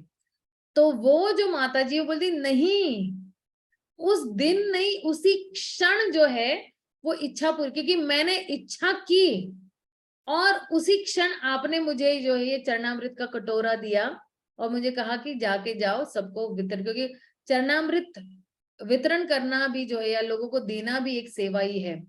तो वो अपना जो है वो कहती कि वो अपना बोलते ना कि बता रही थी कि मैंने इच्छा की और तुरंत ही आपने मुझे कहा कि आप जो है चरणामृत का जो है सबको दो। तो इसलिए जो है इवन एक और माता जी है, वो भी उनकी जो है बहुत प्रॉब्लम्स थी आंखों की। तो बहुत समय से वो आंखों के प्रॉब्लम से जूझ रही थी और काफी कुछ उनको परेशानी थी। लेकिन जैसे ही उसने भगवान नरसिंह भगवान का नाम लिया तो तुरंत ही उसकी जितनी भी आंखों की प्रॉब्लम्स थी वो तुरंत, क्योंकि वो आई भगवान से प्रार्थना की और अगले दिन जो है तुरंत ही वो सारी प्रॉब्लम्स वो उसकी आंखों की वो ठीक हो गई थी। तो भगवान जो है बहुत जल्दी बोलते ना कि आदान प्रदान करते हैं। एक और ऐसी माता जी थी कि उसको भी आंखों का ही प्रॉब्लम था कि उसको लगा कि मैं भगवान का संग कैसे ले पाऊंगी, मैं भगवान को प्रार्थना कर रही हूँ लेकिन मुझे भगवान का संग कैसे मिलेगा। तो इस तरह से एक बार वो जो है वो बहुत प्रार्थना करती है कि भगवान जो है मुझे ना मुझे आपकी सेवा करनी है लेकिन मेरी आंखें बहुत मुझे तकलीफ दे रही है, तो कुछ आप कीजिए मेरी आंखों का, क्योंकि मेरी आंखें जो है वो ठीक से देख नहीं पा रही है आपको, मेरी आंखों में कुछ प्रॉब्लम, उसको एक्चुअली कुछ प्रॉब्लम था उस टाइम पे। तो जो है नरसिंह भगवान कहते हैं कि पहले मेरी आंखें वापस दो मुझे, तब मैं तुम्हें तुम्हारी आंखें वापस दूंगी। तो इसमें एक्चुअली हुआ था क्या कि मायापुर में भगवान नरसिंह की आंखें जो थी पहले लाल लाल थी, और एक दिन एक भक्त आया होगा मायापुर में और उसने ना दो मूल्यवान पीले रंग के पत्थर दिए थे आंखों में जड़ने के लिए। तो पुजारी ने क्या किया, उन्होंने लाल आंखें भगवान की निकाली और वो पीले जो है वो आंखें भगवान को लगा दी। तो कि उनको लगा कि ये पीली ज्यादा अच्छी लग रही। लेकिन जब ये माता जी के स्वप्न में भगवान आए और बोले कि पहले तुम मुझे मेरी आंखें जो थी पहले वाली वो लाके दो, तब मैं तुम्हें तुम्हारी आंखें वापस दूंगा। तो इस तरह से उन्होंने तुरंत जाके जो है पुजारी को बताया, पंचांगारी प्रभु को बताया कि जो है भगवान को उनकी पुरानी जो लाल आंखें है वो चाहिए। और जैसे ही इनकी ये जो आंखें भगवान की आंखें उन्होंने चेंज की तो इनकी भी दृष्टि एकदम 6x6 विजन हो गई थी। तो ये भगवान की जो है ना कथा है। तो ऐसी छोटी छोटी बहुत सारी कथाएं हैं। जैसे एक बार जो है नरसिंह भगवान के पुजारी जो है उनको एक बहुत अच्छा सा सपना आया कि जो है कि कह रहे थे कि जो है उन्होंने उस डायरेक्टर जो मंदिर का जो डायरेक्टर या पुजारी है उनको बुलाया कि जो है यहाँ पे आओ और जो है मेरे लिए कुछ ना जैसे डीजल ऑयल लेके आओ। तो हम लोग जो है नरसिंह भगवान को कुछ मतलब ना हम भगवान भगवान को अर्पण करने वाले हैं, कुछ तो मतलब दे देने वाले हैं। तो बोले कि अरे आप भगवान को दे देने वाले हैं, मतलब उनको कुछ दान में दे देने वाले हो। बोले नहीं नहीं आप ऐसे नहीं कर सकते हो। तो बोले कि नहीं नहीं आप जस्ट डीजल लेके आओ। तो फिर बोले ठीक है मैं डीजल का तेल लेके आता हूँ। तो लेकिन आप क्या करोगे। लेकिन बाद में है ना कुछ टाइम के बाद पुजारियों ने देखा कि अच्छा वहां पे जो है भगवान ने जो है सब कुछ जला के एकदम राख कर दिया था, क्योंकि वहां पे कुछ चोर आने वाले थे। और वो चोर जो है वो पूरा मतलब जो है कुछ करने वाले थे, इसलिए वहां से जला के रहते चोर भाग गए थे वहां से। तो अगले दिन जब सब लोगों ने जाके देखा तो वो सोच रहे थे कि ये जो है ये पूरा मतलब है ना दहकाने वाली चीजें थे। और वो सोचने लगे कि अच्छा भगवान ने एक्चुअली क्यों बोला था कि जो है क्योंकि एक्चुअली बहुत गर्मी का मौसम था और उनको एक्चुअली पानी चाहिए था। और अगर आप देखो कि भगवान के शालिग्राम में भी हम लोग पानी देते हैं। तो ये जितने भी पुजारी है ना ये भूल गए थे एक्चुअली कि भगवान का तुलसी जलदान जो होता है अक्षय तृतीया के दिन से शुरू होता है, वो तुलसी जलदान से शुरू होता है। तो वो लोग ने भूल गए थे वो उत्सव मनाने के लिए। इसलिए जो है नरसिंह भगवान बता रहे थे कि मैं मुझे बहुत गर्मी लग रही है, इसलिए सब कुछ जला के राख कर रहा हूं मैं। तो इमीडिएटली आप लोगों ने जलदान करना चाहिए, तुरंत ही मुझे पानी से नहलाना चाहिए। तो ऐसी छोटी छोटी बहुत सारी और कथा है। एक और कथा आती है कि एक बार नरसिंह भगवान जो है की पूजा चल रही थी और पुजारी ने देखा कि एक फूल जो है उस उनके विग्रह से नीचे गिरा। तो पुजारी ने पूछा जितने भी दर्शनार्थी आए थे वहां पे पूछा कि किसी ने कोई इच्छा की है यहाँ पे। तो वो उस जिस व्यक्ति ने इच्छा की है ना वो आपकी इच्छा पूरी हो जाएगी। तो फिर उस भीड़ में से एक माता जी ने हाथ खड़ा किया, बोले हाँ हाँ मेरी बेटी की जो है वो शादी 4-5 साल हुए हैं लेकिन उसको कोई संतान नहीं हो रही है। और उसके जितने भी ससुराल वाले बोल रहे कि नहीं ये बहुत अशुभ है, संतान नहीं हो रही है, इसलिए इसलिए मैं प्रार्थना कर रही थी भगवान को कि प्लीज आप उसकी मदद कर दो। तो पुजारी ने कहा कि तुम्हारी ये जो है जो प्रार्थना है भगवान ने स्वीकार की, क्योंकि एक पीले रंग का फूल जो है वो नीचे गिरा हुआ है। तो आप ये फूल लो और ये फूल लेके जो है इसको जो है पानी में अच्छी तरह से इस फूल को पानी में धो और वही पानी जो अपनी बेटी को पिलाना, फिर बाद में जो वो पी लेगी तो फिर। तो 1 साल के बाद यही माता जी है अपनी बेटी के साथ और अपने दामाद के साथ आई भगवान नरसिंह देव के सामने। और फिर उसने पुजारी को याद दिलाया कि आपको याद है मैंने 1 साल पहले एक प्रार्थना की थी भगवान को और उसकी वजह से मेरी जो जो है बेटी को एक बेटा हुआ है और इसका नाम है प्रहलाद। और फिर से उन्होंने भगवान की पूजा की। अब ये जो कथा है ये मैं क्यों बता रही हूँ, क्योंकि ऐसी सेम कथा मेरी छोटी बहन के साथ भी हुई है। मेरी छोटी बहन को भी 7 साल तक कोई संतान नहीं हो रही थी। तो हम लोग ने मायापुर में ही भगवान नरसिंह भगवान के सामने प्रार्थना की थी, यज्ञ भी संपन्न किया था। और नीचे अहोबिलम जो है भगवान की जो जन्म स्थली है दक्षिण भारत में, वहां पे भी बहुत एक बड़ी पूजा और यज्ञ करवाया था और वृंदावन में भी करवाया था नरसिंह यज्ञ। और जैसे ही हम लोग ने ये यज्ञ करवाया 3 अलग अलग जगहों पे 3 अलग अलग लोग ये यज्ञ कर रहे थे। तो जैसे ही हम लोग ने यहाँ पे जो है मायापुर में यज्ञ संपन्न किया, 3 महीने बाद मेरी बहन को गुड न्यूज मिल गई कि अभी वो माँ बन सकती है। और अब उसको 2 बच्चे हैं, उसको दोनों बेटे ही है और उसके पहले बेटे का नाम है प्रहलाद। तो ये बहुत कथा जो मैं बता रही बहुत सिमिलर कथा थी और मैं इमीडिएटली आइडेंटिफाई कर पा रही हूँ कि भगवान नरसिंह भगवान की कृपा से मेरी बहन को भी 2 संतानों की प्राप्ति हुई है। तो ऐसी एक और कथा है जहाँ पे कुछ मायापुर में जो नामाहट्ट जो भक्त है वहां पे कल्याणी दासी है, उनको 2 बेटियां थी। और उसमें जो है उस बड़ी बेटी का नाम था प्रतिभा और छोटी बेटी का नाम था अनुभा।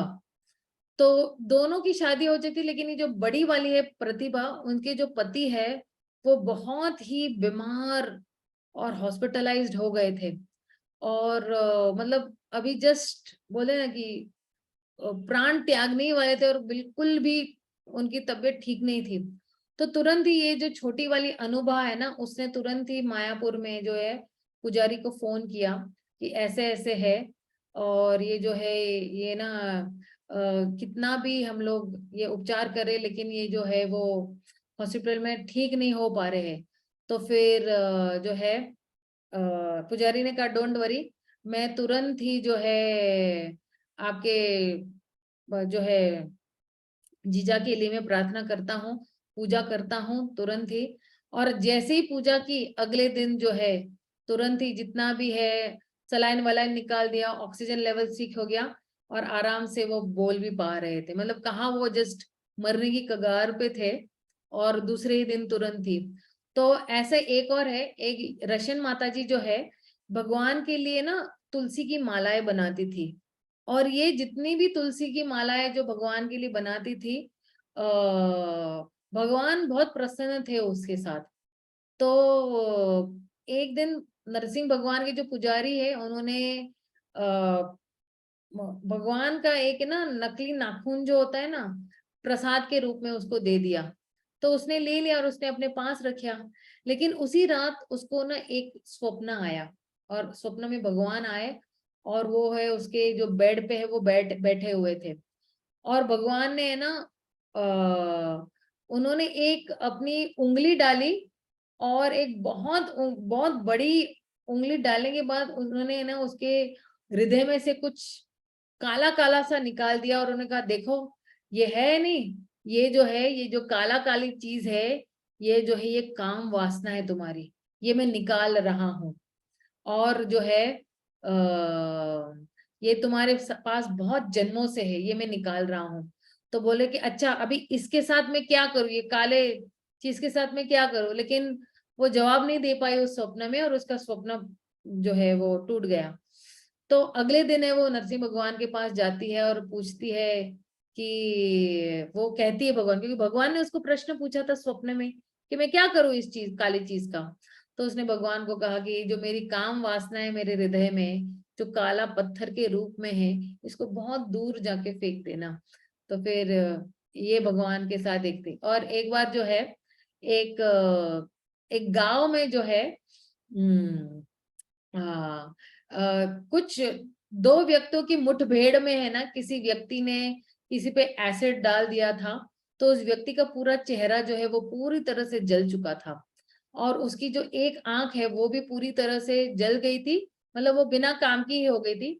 और अगली दूसरी वाली आंख थी वो सिर्फ 10% ही जिंदा थी।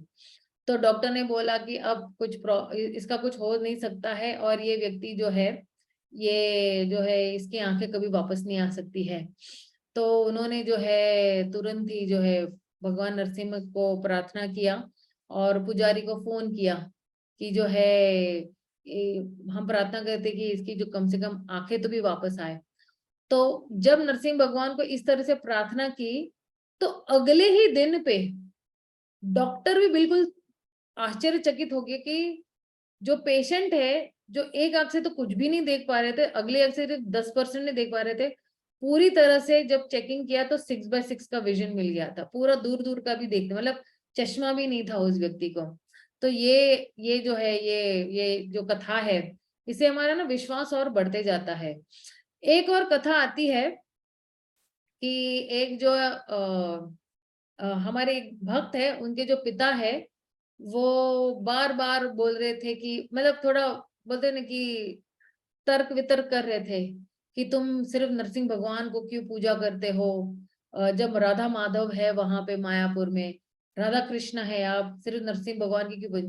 तो उस लड़के ने उसके पिता को समझाने की कोशिश की कि कृष्ण में और नरसिंह भगवान में जो है कोई भेद नहीं है, ठीक है ना। अगर आप कृष्ण की पूजा कर रहे हो, नरसिंह भगवान की पूजा कर रहे हो, नरसिंह भगवान आपको कृष्ण की ओर ही ले जा रहे, क्योंकि वो उन्हीं का कृष्ण का ही अवतार है नरसिंह भगवान। तो बहुत मतलब बोलते हैं ना कि कन्विंस करने की कोशिश कर रहे थे, वो मान नहीं रहे थे। लेकिन तो नरसिंह, ये 2003 की बात है, तो नरसिंह चतुर्दशी के टाइम पे है ना, ये जो लड़का है अपने पिता को मंदिर ले जाता है, और वहां पे अभिषेक चल रहा होता है भगवान का। तो अचानक से जो है ना उसके पिता ने देखा कि राधा माधव के चेहरे में उनको नरसिंह भगवान दिखाई दे रहे थे। फिर उन्होंने जब नरसिंह भगवान की तरफ मुड़े तो वहां पे उनको राधा माधव दिख रहे थे। और ऐसे ये हो गया कि राधा माधव की तरफ देख रहे थे, उनको नरसिंह भगवान दिख रहे, और नरसिंह भगवान की तरफ मुड़ के देख रहे तो वहां पे उनको राधा माधव दिख रहे हैं। तो फिर ये ना 20 सेकंड तक ये होता रहा, और इसलिए उनको फिर महसूस हुआ कि राधा कृष्ण में और नरसिंह भगवान में कोई अंतर नहीं है। तो ये एक बहुत बढ़िया कथा है। और एक और भी कथा आती है जहाँ पे एक एक छोटी सी बच्ची है, उसका नाम रेवती सुंदरी है। तो वो 8 साल की छोटी बच्ची, वो ना अपने छत पे चढ़ी, और वो बम्बू का बना हुआ था। तो फिर वो धड़ाम से ना गिरी, और जैसी वो गिरी तो वो सर पे गिरी, और और पूरा जो जो छत है वो भी उसके ऊपर ही गिर गया था। तो वो बहुत मतलब शॉक में थी 1 घंटे के लिए। तो और फिर वो बोले ना बहुत मतलब वो हिल गई थी, रो भी रही थी। छोटा बच्चा है, ऑब्वियसली वो रोने ही वाला है। तो जो है वहां पे एक्चुअली एक होम्योपैथिक डॉक्टर है, गौर बाबा। उन्होंने कुछ उपचार दिया लेकिन कुछ हो नहीं पाया। फिर 3 दिन के बाद वो खून की उल्टियां करने लगी, और फिर उसको कोलकाता के बोलते ना कि वहां से हॉस्पिटल में लेके गए। तो जब वो लेके जा रहे थे, रास्ते में ही वो देख रहे थे कि वो जो जो जो साफ द्रव्य है वो उसके नाक में से बह रहा था, और फिर बाद में जो है उसके नाक में से खून भी बह रहा था। तो तुरंत ही किसी लोकल डॉक्टर के पास लेके गए, बोले सीटी स्कैन करना पड़ेगा। और फिर बहुत किसी न्यूरो सर्जन को भी बुलाया उन लोगों ने किसी प्राइवेट हॉस्पिटल में, और वहां पे एडमिट भी कर दिया। लेकिन ये सारा चीज है ना वो चलता रहा, मतलब उसके नाक से कुछ द्रव्य निकल रहा था। वो द्रव्य क्यों निकल रहा था? क्योंकि उसके जो ब्रेन में है वो फ्रैक्चर हो गया था, उसके मेंदु में फ्रैक्चर हो गया था। और फ्रैक्चर होने की वजह से जो मेंदु का जो द्रव है वो जो वो बह रहा था। और इसकी वजह से उसका जो जो जो मेंदु है वहां पे जो है ना बहुत खून भी जम गया था, और बहुत प्रेशर भी आ रहा था। तो वो बहुत मतलब दर्द में थी वो, बहुत ही दर्द में। तो फिर ये जो है, ये डॉक्टर्स जो है 2 दिन तक वो कुछ करते रहे लेकिन कुछ हो नहीं पा रहा था। उसकी आंखें भी जो है बिल्कुल लाल लाल होने लगी, और बहुत क्रूर अवस्था में, बेचारी बहुत दयावान अवस्था में थी। फिर डॉक्टर ने बोला कि ठीक है, हम लोग ना एक स्पेशल स्कैन करेंगे अगले वाले दिन पे, ताकि उसकी जो ब्रेन है उस सेक्शन में कहाँ पे है एग्जैक्टली ये जो बोलते हैं ना कि चोट कहाँ पे लगी हुई है, और फिर उस हिसाब से हम लोग जो है उसका ऑपरेशन कर पाएंगे। फिर तुरंत ही ये जो रेवती की जो मम्मी है, इसका नाम है रचितांबरा माता जी। उन्होंने पंचगांगरी प्रभु को मायापुर में फोन किया, बोला कि प्लीज आप नरसिंह भगवान को प्रार्थना करना। एंड तुरंत ही पंचगांगरी प्रभु ने तुरंत ही जो है पूरी पूजा की। 5 बजे से 7 बजे तक सुबह वही अभिषेक करते रहे, और उसी टाइम पे ये स्कैन होना था, उसका ब्रेन स्कैन उसी टाइम पे। तो फिर अगले दिन जो है जब डॉक्टर को मिली, और उन्होंने पूछा कि अभी आगे क्या करना है, क्या ऑपरेशन करना है, स्कैन में क्या आया। तो तो डॉक्टर भी बहुत ही आश्चर्यचकित हो गए थे और बिल्कुल अचंभित हो गए थे कि जो नया स्कैन उन्होंने किया है वहां पे जो है वहां पे चोट है ही नहीं। वो जो चोट है वो सिल गई थी, वो अपने आप ही ठीक हो गई थी। और अब वो लड़की को कोई दर्द भी नहीं था, उसके नाक से जो बह रहा था द्रव वो भी नहीं, खून भी बह रहा था वो भी नहीं था, जो वो खून की उल्टियां कर रही थी वो भी नहीं था। सब कुछ एकदम ठीक हो गया था। तो जब जब कुछ मेहमान उसके बेड की तरफ गए हॉस्पिटल में, तो वो आराम से बैठी हुई थी, उसकी आंखें भी बिल्कुल सफेद थी, जो पहले लाल आंखें थी वो भी बिल्कुल सफेद हो चुकी थी। और वो आराम से जो है वो आराम से अपनी दादी माँ के साथ जो है वो बातें कर रही थी। तो वो अपनी दादी माँ को कह रही कि अगली बार जो है ऐसा कुछ मेरे साथ होता है ना, तो अपना टाइम वेस्ट मत करना डॉक्टरों के पास, सीधा जो है मुझे नरसिंह देव के पास ले जाना, वही मुझे ठीक करेंगे, वही मेरे डॉक्टर है आज से। तो वो छोटी बच्ची को भी बोलते हैं ना कि कितनी आस्था, मतलब जो है ना, तो कहते हैं कि नरसिंह भगवान जो है हर किसी पे कृपा बरसाते हैं, कोई भी पक्षपात न करते हो। एक और घटना बताना चाहूंगी जो स्वयं मैं उस व्यक्ति को मिली हुई हूँ दिल्ली में। ठीक है, ये जो व्यक्ति है इनका नाम है दीपक। तो ये ना क्योंकि उन दिनों में मैं दिल्ली में ही रहती थी, मैं ऑलमोस्ट 12 साल दिल्ली में रही हूँ। तो ये मैं 2004 में दिल्ली में रहना शुरू किया, तो ये 2006 की घटना है। तो जो है ये जो है ये जो दीपक नाम के प्रभु जी है, ये दीपक प्रभु जी जो है वो भक्ति शास्त्री करने के लिए मायापुर गए हुए थे 2006 में, और ये दिसंबर में गए थे, 10 दिसंबर की बात है ये। तो ये दीपक प्रभु ने बोले कि सडनली मुझे ना, बोलते ना कि छोटी माता आती है ना, चिकन पॉक्स, तो उनको छोटी माता आ गई थी।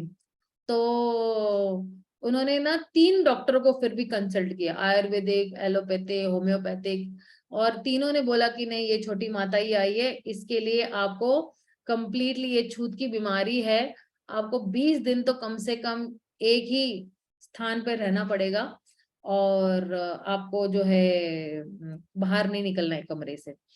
तो ये दीपक प्रभु बहुत ही अपसेट हो गए थे, क्योंकि उनके जो है माता पिता से वो लड़कर वो कोर्स करने आए थे वहां पे भक्ति शास्त्री का, और फिर बोले मैं कैसे ये मिस कर सकता हूँ, और जितने भी है साधु सन्यासी को भी संग 20 दिन नहीं मिलना, मतलब, और एक ही कमरे में रहना।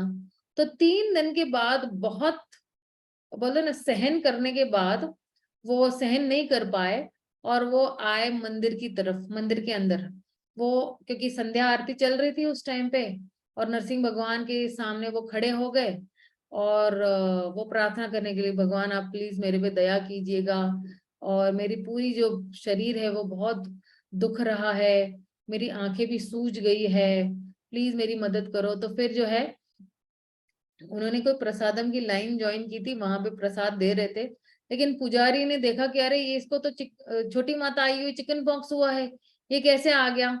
तो गार्ड को कह के उसको ना मंदिर से थोड़ा बाहर लेके गए, बोले कि अब 17 दिन तक मंदिर के अंदर बिल्कुल नहीं आना, नहीं तो दूसरों को भी हो जाएगा। तो फिर जो है ये कहकर वो घर चला गया, और दूसरे दिन जो है बिल्कुल 2 बजे रात को वो उठता है, अच्छी तरह से स्नान वान करता है, बहुत ही नई ऊर्जा लेके उठता है, और स्नान करने जाता है। और स्नान करते वक्त, स्नान करने के बाद जो है, जब वो आता है और अपने आप को आईने में देखता है, तो देखता है कि जितने भी है सारे जो है, वो जो जितने भी है ना, छोटी माता आई हुई है, पूरे इसने शरीर में सब जा चुकी है, जितने भी दाग धब्बे भी थे वो भी सारे गायब हो चुके थे, और वो बिल्कुल ही ठीक हो गया था। और जितने भी भक्त थे वो भी हैरान हो गए थे कि अरे कल तक तो इसको छोटी माता थी, आज एकदम ठीक हो गया। तो फिर उसने भगवान को बहुत ही धन्यवाद किया कि देखो, मैं एक पवित्र धाम में आया हूँ, आपने मेरी जिंदगी बचा ली, और मुझे बहुत दर्द हो रहा था, तो नरसिंह भगवान ने सब कष्टों से जो है उसको मुक्त कर दिया था उस वक्त के लिए। तो भी, तो फिर जो है एक और ऐसी कथा आती है कि एक अंधरूपा माता जी है जो प्रभुपाद की शिष्य है, वो मियामी फ्लोरिडा में है। तो उनको ना हेपेटाइटिस सी हुआ था, और ये हेपेटाइटिस सी जो है ये लास्ट स्टेज पे पहुंच चुका था, और थर्ड स्टेज पे जिसको बोलते हैं ना कि फाइब्रोसिस, लिवर का फाइब्रोसिस होता है, तो वो उस स्टेज पे पहुंचा था, और बोलते हैं ना कि इसका, बोलते हैं ना, बहुत कम चांसेस थे इसका मतलब ठीक होना। और इसके ना ये हेपेटाइटिस सी के बहुत सारे साइड इफेक्ट्स भी है। तो तो वहां पे जो है जय पताका महाराज ने जो है, वो एक उनका एक लंबा सा डंडा होता है, तो बोले कि ये नरसिंह भगवान का मायापुर से आया हुआ है, इसको मैं जो है वो मैं टच करता हूँ, मैं तो छू देता हूँ। तो तुरंत ही जैसे ही वो डंडा उनके सर पे पहुंचा, तो उसी टाइम, उसी उसी रात को जो है उनको एक स्वप्ने में जो है स्वप्न में भगवान आते हैं,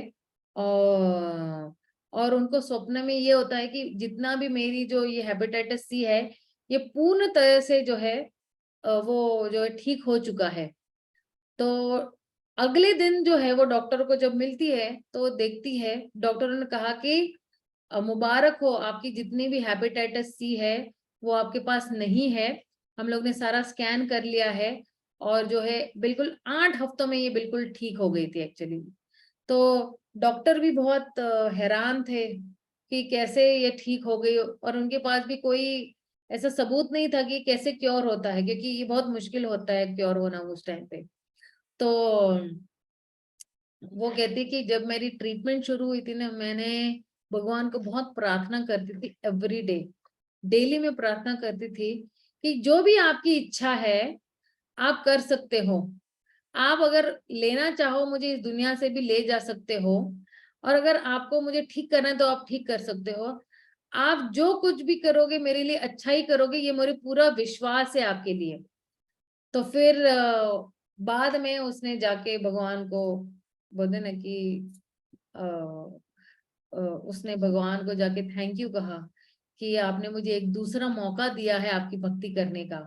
तो बहुत अच्छी तरह से वो अभी मियामी फ्लोरिडा में भक्ति कर रही है। तो ये ना बहुत अलग अलग, जैसे ना अलग अलग जगह की कथाएं हैं। इस कथाओं के माध्यम से जो है हमें यही सीख मिलती है कि कैसे भगवान जो है हर एक की जिंदगी में है। और अगर आप भगवान को पुकारते हो, जैसे एक भजन है कि तुम मीरा की तरह पुकारते नहीं, लोग कहते हैं भगवान आते नहीं, लेकिन हम मीरा की तरह पुकारते नहीं है, इसलिए जो है भगवान दिखाई नहीं देते, भगवान आते नहीं है। और इस तरह से हम जब भगवान को अच्छी तरह से ये देखिए, क्योंकि नरसिंह रूप वेश में जो है ये रूप के बोलते ना, ये भगवान का ये जो नरसिंह रूप है, ये जो विशेष रूप है, ये सभी आसुरी जो प्रवृत्ति है ये नाश कर देता है। इसलिए अ, हम विशेष रूप से नरसिंह देव को ही प्रणाम करते हैं, क्योंकि हमारी बहुत सारी कामों की इच्छाएं है। हम भक्त एक्चुअली जब कहते हैं ना कि कोई कहता है कि भक्त है, तो मैं कहती हूँ कि मैं भक्त बिल्कुल भी नहीं हूँ, मैं वास्तव में राक्षस हूँ। तो मेरे अंदर भी बहुत सारी असुरी मनोभावनाएं हैं, और ये मनोभावना जो है उसको मैं प्रार्थना करती हूँ कि भगवान ये सारी मनोभावना नष्ट कर दे। और साथ ही जैसे ये भौतिक संसार का ये जो है, ये जो भी है, बहुत सारे जो लोग हैं या जितनी भी हमारी इच्छाएं हैं, ये राक्षसी इच्छाएं हैं। तो यहाँ पे जो है वो बहुत सारी ईर्ष्या भी है। और जितने भी जो दानव है वो हमेशा ईर्ष्यालु होते हैं। अब देखो, वो हमेशा भगवान से ईर्ष्या करेंगे या तो भगवान के भक्तों से ईर्ष्या करेंगे। तो और भक्त जो है वो बिल्कुल ईर्ष्यालु नहीं होते हैं, क्योंकि भक्तों को क्या है, पता होता है कि जितनी भी जीवात्माएं हैं ये भगवान का अंश है, ये मेरे भगवान के अंश है।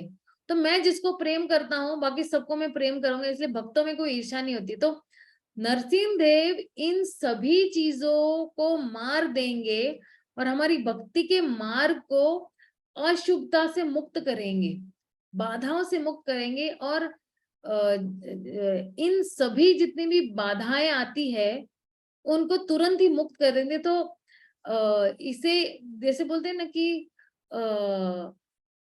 जैसे ही इन बाधाओं से हम मुक्त हो जाएंगे तो हम भक्ति मार्ग बिल्कुल आसानी से चल सकते हैं। और नरसिंह देव का ये विशेष लक्षण है कि हमारे जीवन में आने वाली कोई भी बाधा है, कोई भी अशुभ चीज है, वो तुरंत ही हम प्रार्थना करेंगे तो तुरंत ही दूर हो जाती है। ये मैंने भी अपने लाइफ में बहुत बार एक्सपीरियंस कर चुकी है। और एक बार की घटना है, मुझे याद है कि हम लोग ना दिल्ली के यू नो जैसे ना सिग्नल्स होते हैं ना, चार चौराहा पे, चार चौराहा पे हम लोग भक्त लोग है ना पुस्तक वितरण कर रहे थे, और वहां पे पुलिस लोग जो है बार बार डंडे मार के हमको भगा रहे थे। हालांकि स्त्रियों को डंडे नहीं मारे थे, वो पुरुषों को डंडे मार रहे थे। तो भगा रहे थे, इधर नहीं आप किताब वितरण कर सकते हो, जाओ यहाँ से, जाओ यहाँ से। तो फिर भक्त लोग जाने के तैरने, और हम लोग भी बहुत उत्साह में थे कि बस हो रही किताबें तो करते जाओ। तो वहां के उनके जो बड़े साहब आए, वो बड़े साहब ने बोला सब लोगों को लो और अंदर डालो। तो जीप में ना हम लोगों को लेके गए, सब लोग अभी लेके गए कहाँ पे, वो किसी चौकी पे लेके गए थे, पुलिस की चौकी पे लेके गए। हम 3 माताएं थे और 4 प्रभु थे। सबको डाला और लेके गए चौकी पे। अब चौक, उस जगह से लेके चौकी तक जब हमको ले जा रहे थे ना, तो मुझे ऐसे लगा कि मेरी पूरी जिंदगी में, मतलब मेरे पूरे खानदान में कोई नहीं गया होगा पुलिस स्टेशन की चौकी पर, और वो भी इस तरह से। और मुझे ऐसा लगा कि अगर मेरे माँ बाप को पता चलता है, मतलब उनको तो ऐसा कि हार्ट अटैक आके मृत्यु हो जाएगी उनकी, क्योंकि ये बहुत, मतलब बोले ना कि चौकी में जाना और जो अंदर डाल दिया, मतलब पूरा एक धब्बा लग जाता है आपके पूरे, बोलते हैं ना कि एनी करियर को भी, चाहे वो भक्ति का करियर हो चाहे वो भौतिक करियर हो। तो मैं ना बहुत प्रार्थना कर रही थी भगवान को कि भगवान प्लीज बचा लो, हम तो आपकी सेवा कर रहे थे और इस तरह से जो है अभी हम बस पहुंच ही जाएंगे और हमें डालने ही वाले हैं। और वहां पे जितने भी बैठे हुए थे, जब हम लोग पहुंचे थे चौकी में, तो बहुत बहुत प्रश्न उत्तर करके बहुत गंदी लैंग्वेज यूज कर रहे थे हमारे साथ। और मैं वहां पे भी बैठ के बहुत प्रार्थना कर रही थी कि किसी तरह से किसी को तो भेज दो आप, और कहीं ना कहीं कुछ हमारा हम लोग यहाँ से निकल ले बस। एंड मुझे इतना भी पता था कि एक बार एफआईआर हो जाता है तो फिर और भी बहुत मुश्किलें और हो जाएगी, बोली एफआईआर तक बात ना हो। तो उन्होंने एक्चुअली बिठा के रखा था, बहुत देर तक बिठा के रखा था, बहुत सारे प्रश्न ये वो सब पूछ रहे थे। तब मैंने अपना उस टाइम पे लकीली मेरे पास मेरी कंपनी है, मैं उस टाइम पे एचपी कंपनी में काम कर रही थी।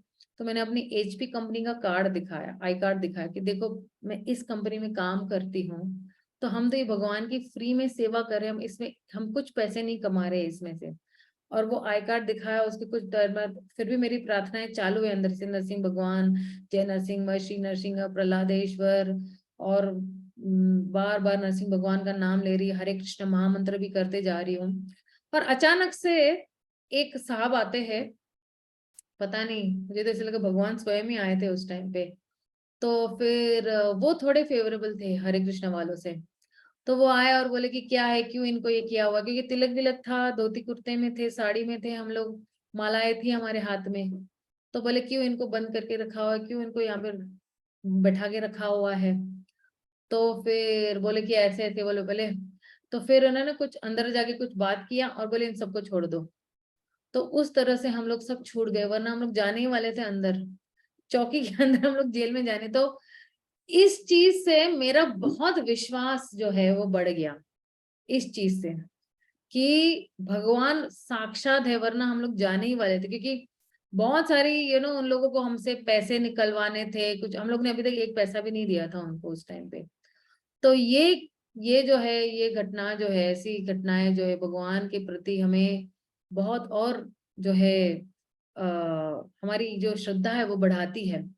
तो भक्ति विनोद ठाकुर भी हर बार यही कहते हैं कि भले ही भगवान पापी आत्माओं के प्रति भयानक है, लेकिन भक्तों के लिए, अब ये प्रहलाद महाराज के नेतृत्व वाले भगवान कृष्ण के भक्तों को महान शुभ प्रदान करते हैं। वे जैसे वो कहते हैं ना कि मूर्ख पे जो है वो दया, मूर्ख से मूर्ख व्यक्ति पे भी दया करते हैं और उनको निर्भयता प्रदान करते हैं। तो जो कोई भी भगवान नरसिंह भगवान की, बोलते हैं ना कि शरण लेगा, वो व्यक्ति जो है उसको निर्भय होगा, शोक मोह और भय ये कभी नहीं होगा जो कोई भी भगवान की शरण लेता है। तो ये जो है भगवान की और बहुत सारी कथाएं हैं, लेकिन मैंने सोचा अगली बार के लिए ये थोड़ी कथाएं जरा हम लोग, बोलते हैं ना कि सस्पेंस के रूप में रखते हैं। अब किसी का कोई प्रश्न है, कोई जैसे कहते हैं ना कि कोई शंका है तो आप पूछ सकते हो। मैं अपनी वाणी को ये विराम दूंगी।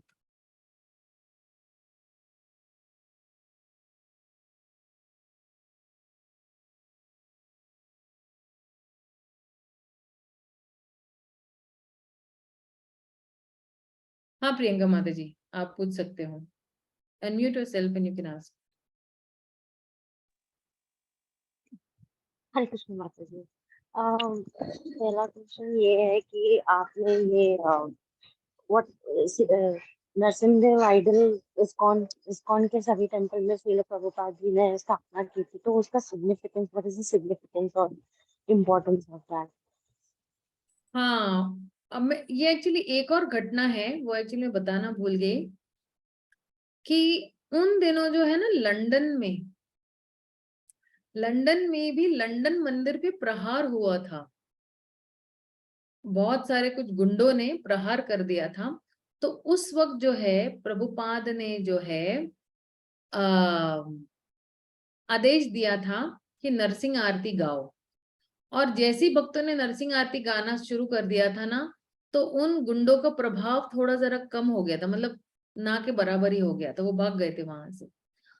तब उस वक्त से प्रभुपाद ने कहा कि हमारे जितने भी इस्कॉन मंदिर है, उन सभियों में नरसिंह आरती कंपलसरी की जानी चाहिए डेली में, ताकि उस मंदिर में जो है, उस मंदिर में कभी कोई, कहते हैं ना कि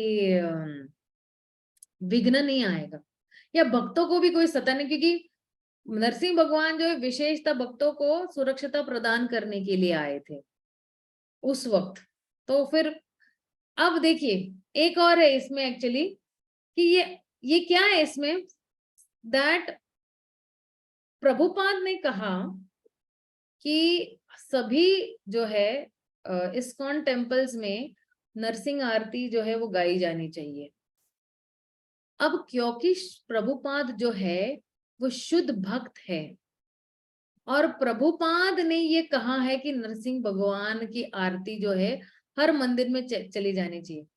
अब क्योंकि भगवान भक्त वत्सल है, भगवान जो है अपने भक्तों के कष्टों के शत्रु है, तो अब जो है भगवान बाध्य हो जाते हैं भक्तों को सुदर्शनता प्रदान करने के लिए। क्यों?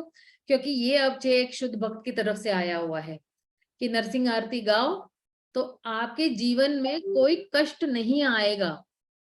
तो इस वचन को रखने के लिए, इस शुद्ध भक्त के वचन को रखने के लिए भगवान आएंगे हमें मदद करने के लिए, और हमारे जीवन में जितने भी कष्ट है वो दूर करेंगे। क्यों? क्योंकि ये एक शुद्ध भक्त का वचन था, प्रभुपाद का वचन था कि आप अगर नरसिंह आरती गाते हो तो आपके जीवन में कोई कष्ट नहीं आएंगे। ये वचन को रखने के लिए, शुद्ध भक्त का वचन करने, तो वरना क्या होगा, वो वचन उल्टा पड़ जाएगा। मतलब ये है कि पीपल विल नॉट बिलीव, लोग विश्वास नहीं करेंगे प्रभुपाद पे। तो वो विश्वास को कायम रखने के लिए अब नरसिंह भगवान जो है भक्तों को हर बार सुदर्शनता प्रदान करते हैं। This is one internal reason कि इस्कॉन टेम्पल्स में सभी जगह पे क्यों जो है, क्योंकि जहां पे एक अच्छी चीज होगी वहां पे 10 दुश्मन होने ही वाले हैं, राइट? तो जो है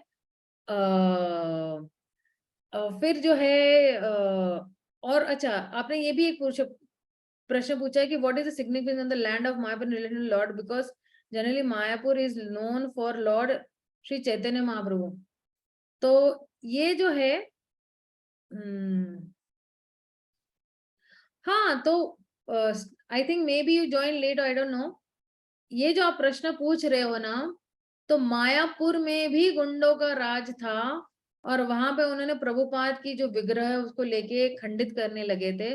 राधा रानी की मूर्ति को खंडित कर चुके थे, तो राधा रानी की मूर्ति वापस ऑल्टर पे नहीं जा सकती, तो एक नई राधा रानी की मूर्ति उन्होंने स्थापित की उस टाइम पे। तो अब ये गुंडों का बार बार हमला होता रहा वहां पे, और ये हमला होता रहा, इसलिए फिर उग्र नरसिंह को लाना पड़ा मायापुर में।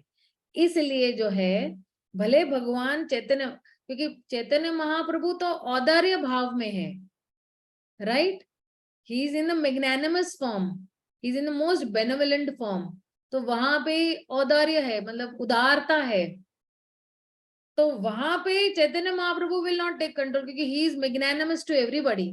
वो उदार है सब, चाहे वो गुंडा हो, चाहे वो भक्त हो, चाहे वो कोई भी हो, तो भगवान तो अपनी उदारता दिखाएंगे।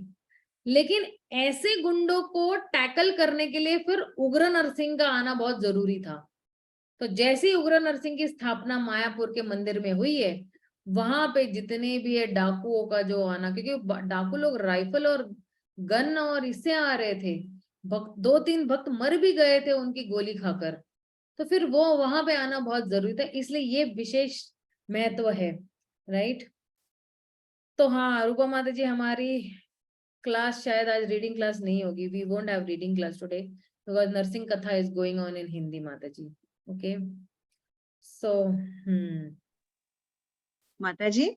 और किसी का कोई प्रश्न है हाँ योगी? माता जी, मेरा क्वेश्चन है, आपको दंडवत प्रणाम। अभी आपने कहा नरसिंह सरस्वती, नरसिंह जो है वो भी कृष्ण के अवतार है, मतलब विष्णु के अवतार है, राम भी जो है विष्णु के अवतार है। तो फिर जो भक्त लोग श्री राम जय राम की माला करते हैं, या फिर जो हम लोग अपन जो वैष्णव पंथी है जो वो बोलते हैं प्रभु जी, यहाँ पे जो मिस कौन से हैं उज्जैन से, वो बोलते हैं कि हरे कृष्ण का जो मंत्र है ये महामंत्र है, ये बोलना चाहिए। तो फिर राम की जो माला है श्री राम जय राम और हरे कृष्ण जो महामंत्र है, इन दोनों में क्या डिफरेंस है, हमें क्या करना चाहिए? क्योंकि है तो सभी विष्णु के ही अवतार, हम कंफ्यूज है क्योंकि हम लोग अभी इनिशियल स्टेट में हैं, इसलिए तो आप बताएंगे हमें। बहुत अच्छा प्रश्न पूछा है आपने, क्योंकि जब भी कोई प्रश्न पूछता है ना, तो जो प्रश्न पूछता है उसका तो भला हो ही रहा है, लेकिन जो जितने भी लोग सुन रहे उनका भी भला हो रहा है। तो अभी मैं आपको शास्त्रीय तरीके से मैं आपको बताऊंगी कि क्यों हरे कृष्ण महामंत्र की ही माला करनी है, क्योंकि हम लोग भी एक्चुअली मैं गुजराती परिवार से हूँ, तो हम लोग श्री राम जय जय राम की ही माला करते थे, ठीक है। तो फिर हरे कृष्ण महामंत्र ही क्यों? तो हर युग का एक धर्म होता है और हर युग का एक मंत्र भी होता है। जैसे द्वापर में था श्री कृष्णम शरणम मम, त्रेता में था ओम नमो भगवते वासुदेवाय। अब इस युग का और धर्म भी अलग था, जैसे सतयुग में धर्म था ध्यान योग, क्योंकि उस वक्त लोगों की आयु 1 लाख वर्ष तक की थी, तो 60-60 हजार वर्ष तक वो लोग ध्यान करते थे।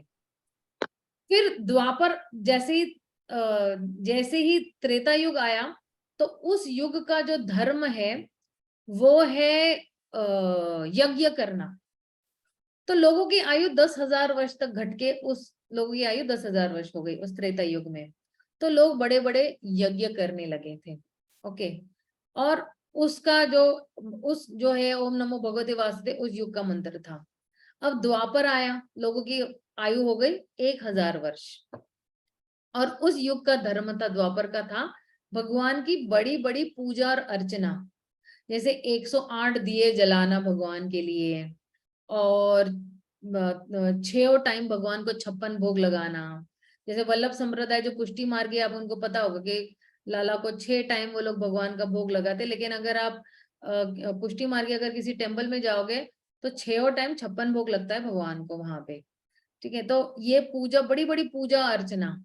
ओके, अब आया है कलयुग। कलयुग में घटकर लोगों की आयु कितनी वर्ष की हुई है? 100 वर्ष। आजकल तो 100 वर्ष भी नहीं जीते हैं लोग, कई लोग तो 12 साल, 20 साल, 30 साल, 40, 50, 60 में चले जाते हैं। अब इस युग का धर्म है नाम संकीर्तन। नाम, भगवान का नाम लेना है, संग में लेना है, संग में भक्तों के संग में लेना है, कीर्तन करते करते लेना है। अब इस युग का जो धर्म है, कली संतन उपनिषद में कहा है कि इस युग का जो मंत्र है वो है हरे कृष्ण कृष्ण कृष्ण हरे हरे, हरे राम राम राम हरे हरे। और ये जो मंत्र है ये कोई ऑर्डिनरी मंत्र नहीं है, ये जो बोलते हैं भौतिक मंत्र नहीं है, ये आध्यात्मिक मंत्र है। ये डायरेक्टली आया है भगवान के धाम से, उस गोलोक धाम से, जहां भगवान स्वयं जो है अपने भक्तों के साथ प्रेम भरा आदान प्रदान करते हैं। तो हम 3 चीज देखते हैं यहाँ पे, गुरु, साधु और शास्त्र। हम शास्त्रों के हिसाब से चलते हैं, और जब हम लोग नाम लेते हैं, ये जो कहते हैं ना कि 1000 नाम विष्णु का, तो मतलब इट इज इक्वल टू, मतलब 3 नाम राम के बराबर है। और जो है 3 बार आप राम का नाम लो, मतलब आपने 1000 बार विष्णु सहस्त्र नाम ले लिया है, 1000 नाम विष्णु के ले लिए है। लेकिन हम एक बार कृष्ण का नाम लेते हैं, मतलब उसके अंदर 3 बार राम का भी नाम आ जाता है और 1000 बार विष्णु का भी नाम आ जाता है, इसलिए कृष्ण, हरे कृष्ण कृष्ण कृष्ण। और ये 16 अक्षरों वाला मंत्र है। और इस मंत्र की खासियत यही है कि ये जो है ये दिव्य मंत्र है। जैसे मान लो आप बोलते हो कि, जैसे प्रभुपाद ये उदाहरण देते हैं, बोलते हो Coca Cola Coca Cola Coca Cola, तो क्या कोका कोला आके आपके सामने खड़ा हो जाएगा, बोतल खड़ी हो जाएगी? चलो खड़ी भी हो गई मान लो, तो क्या आप पी पाओगे उसको? अपने आप तो नहीं पी पाओगे ना, आपको लेना पड़ेगा। तो उसी तरह अगर मैं पानी पानी पानी बोलती हूँ तो मेरी प्यास नहीं बुझती है, मुझे वास्तव में ये जो है जग लेना पड़ेगा, मुंह तक लगाना पड़ेगा और फिर मेरी प्यास बुझेगी, राइट? तो है। लेकिन जब हम हरे कृष्ण महामंत्र करते हैं, जैसे ही मैं हरे कृष्ण महामंत्र करती हूँ, तुरंत ही मेरे आंखों के सामने भगवान प्रकट हो जाते हैं। लेकिन मैं इन भौतिक आंखों से भगवान को देख नहीं पाती हूँ। क्यों देख नहीं पाती हूँ? ब्रह्मा जी ब्रह्म संहिता में इसका रीजन बताते कि प्रेमांजना चरित भक्ति विलोचनेन संत सदैव हृदयेषु विलोकयन्ति यम श्याम सुंदरम अचिंत गुणस्वरूपम गोविंदमादि पुरुषम तमहम भजामि। कहते कि प्रेमांजन चरित भक्ति विलोचनेन, जिसके पास प्रेम का अंजन है, जिसके पास प्रेम का अंजन है, वही व्यक्ति भगवान को देख पाएगा। और ऐसे कौन से लोग हैं जो भगवान को देखते हैं? संत सदैव हृदयेषु विलोकयन्ति। संत जो है हमेशा भगवान को अपने हृदय में लेके घूमते हैं। तो भगवान जो है, अभी अभी मेरे पास क्या है? मेरे पास काम का अंजन है, काम वासना से भरा हुआ है कि मैं सिर्फ ये आंखों से इंद्रिय भोग करने की कोशिश कर रही हूँ, इसलिए मैं भगवान का नाम लेती तो मैं भगवान को देख नहीं पा रही हूँ। तो अभी जो है मेरी आंखें है किसके अंजन से है? किसका काजल लगा हुआ है? काम वासना का काजल लगा है। जिस दिन मेरे पास भगवान के लिए सिर्फ प्रेम का अंजन होगा, भगवान मुझे आमने सामने दिखाई देंगे। तो इसलिए जो हरे कृष्ण महामंत्र है, बार बार बोलने से आपका और भगवान का जो सोया हुआ संबंध है या खोया हुआ जो संबंध है, ये पुनर्जागृत हो जाता है, जिसको कहते हैं सुप्त। हालांकि देखो, हर कोई भगवान को प्रेम करता है, वरना क्यों आप राम की माला जपते? बताइए। आपको भगवान से प्रेम करना है, आपकी इच्छा है भगवान को प्रेम, भगवान से प्रेम करने के लिए, इसलिए तो आप राम की माला जपते हो। तो हर एक जीव जो है वो भगवान के प्रेम के लिए भूखा है, लेकिन उस बेचारे को ये पता नहीं है कि सही मार्ग क्या है, कौन सा मार्ग अपनाने से। जैसे ओम नमो भगवते वासुदेवाय अगर मैं इस युग में माला करती हूं तो मुझे लाभ मिलेगा, लेकिन कितना मिलेगा? 10% लाभ मिलेगा। लेकिन अगर इसी युग का मैं मंत्र हरे कृष्ण महामंत्र बोलती हूँ तो मुझे 100% लाभ मिलता है। और अगर यही हरे कृष्ण महामंत्र अगर मैं त्रेता युग में बोलूंगी तो मुझे 10% लाभ मिलेगा उसका। लेकिन इस युग में बोलते हैं ना कि टाइम प्लेस और सर्कमस्टेंस, ये इस हिसाब से हमें चलना है। तो ये है कलयुग, तो कलयुग का मंत्र ये है। तो 100% लाभ जो है हमें मिलेगा जब हम ये हरे कृष्ण महामंत्र का उच्चारण करते हैं बार बार, क्योंकि ये जो है दिव्य ध्वनि है, तुरंत ही भगवान आ जाते हैं आपके सामने। और जब आप ये हरे कृष्ण महामंत्र कर रहे हो, जैसे देखो राम और कृष्ण में कोई अंतर नहीं है। Quantitatively they might be, quantitatively Ram में 60 गुण है, कृष्ण में 64 गुण है, लेकिन दोनों का जो कार्य है वो सेम है, कृपा बरसाना। लेकिन कैसे है ना, भाव का फर्क है। जैसे 4 गुणों का फर्क है, रूप माधुरी, गुण माधुरी, लीला माधुरी और वेणु माधुरी। इन 4 गुणों का फर्क है, बाकी राम में और कृष्ण में कोई फर्क नहीं है। तो अभी देखो हरे कृष्ण महामंत्र में भी कितनी बार राम का नाम आ रहा है? हरे राम राम राम, 4 बार राम का नाम आ रहा है, राइट? अब जीव का एक्चुअली स्वभाव क्या होता है? थोड़ा शॉर्टकट मारने के लिए कोशिश करता है कि चलो राम राम राम राम बोलने से तो फटाफट काम हो रहा है, मैं वैसी 100 माला कर दूं घर में बैठे बैठे, लेकिन फिर वो राम जो है वो आपको 10% लाभ देगा। लेकिन अगर हमें 100% लाभ लेना है और हमें पूरा पूरा फायदा उठाना है, तो फिर हरे कृष्ण महामंत्र का उच्चारण बिल्कुल सही है इस योग के लिए। ठीक है ना योगिता माता जी? थैंक यू माता जी, आपने इतना अच्छे से एक्सप्लेन किया है। वो जो मेरे जितने लोग हैं वो सबको बहुत फायदा होगा इस माला करने से, और कोशिश करेंगे कि और ज्यादा हम माला करें। और आपको जब भी कोई शंका है ना, मेरे पर्सनल व्हाट्सएप मैसेज में भी आप वॉइस में पूछ सकते हो। मुझे एक और डाउट था हाँ, तो इसी मंत्र में। मैं प्रश्नों के उत्तर देते जाती हूँ। मैं बहुत सारे लोग मुझे प्रश्न पूछते हैं, अच्छा, मैं भी 1 आध 2 घंटे लेटर थोड़े बाद में, लेकिन मैं प्रश्नों का उत्तर जरूर देती हूँ। ठीक है ना योगिता? मुझे एक और था क्वेश्चन इसमें ही। जो हरे कृष्ण है उसमें कहते हैं पहला हरे हरे जो है वो राधा रानी के लिए आता है। यस। और जो मुझे पूरा उसका सुनना था, क्योंकि मुझे बहुत से लोगों ने जिनको मैंने बताया, मुझे उनको पूरा ढंग से एक्सप्लेन करना नहीं आया। आपने इतने अच्छे से एक्सप्लेन किया, तो प्लीज मुझे बता सकते हैं पूरी लाइन का कि हरे कृष्ण में पहले राधा रानी का आता है, और जो बाद यस, में हरे हरे आता है लास्ट में, वो किसके लिए आता है? देखो स्टार्टिंग में भी हरे जो है वो राधा रानी के लिए आता है, और लास्ट में जो हरे आता है वो राधा रानी के लिए आता है। क्योंकि भगवान जो राधा रानी है वो भगवान की अंतरंग शक्ति है, भगवान से ही निकली हुई है। लेकिन भगवान जो है स्ट्रेट जो है सीधी तरीके से हमें नहीं अपनाते हैं, ये हमारी बात नहीं सुनते हैं। तो किसी शुद्ध भक्त के माध्यम से जो भगवान बोलते हैं ना कि भगवान उनके हाथों बिक गए हैं, तो उनकी सुनते हैं। तो जब हम राधा रानी के माध्यम से भगवान को अप्रोच करेंगे या क्षमा याचना करेंगे या प्रार्थना करते हैं, तो भगवान तुरंत ही हमको सुनते हैं। तो इसलिए जो है भगवान की शक्ति जो है राधा रानी, जैसे मान लो अगर जैसे एक छोटा बालक है, ओके, और पिता के अभी उसको पिकनिक के लिए जाना है, और वो जो है वो स्ट्रेट वो पापा को नहीं बोलेगा कि पापा मुझे 200 रुपए चाहिए पिकनिक जाने के लिए। वो क्या करता है, मम्मी को मस्का लगाता है, बोलते हैं मम्मी मम्मी प्लीज ना, पापा को बोलो ना आपकी 200 रुपए देने के लिए पिकनिक जाने के लिए। तो फिर जब मम्मी रिकमेंडेशन देती है यहाँ से, तो पापा सुनते हैं कि ठीक है चलो 200 रुपए ले लो। उसी तरह हमारी परम माँ जो है वो राधा रानी है।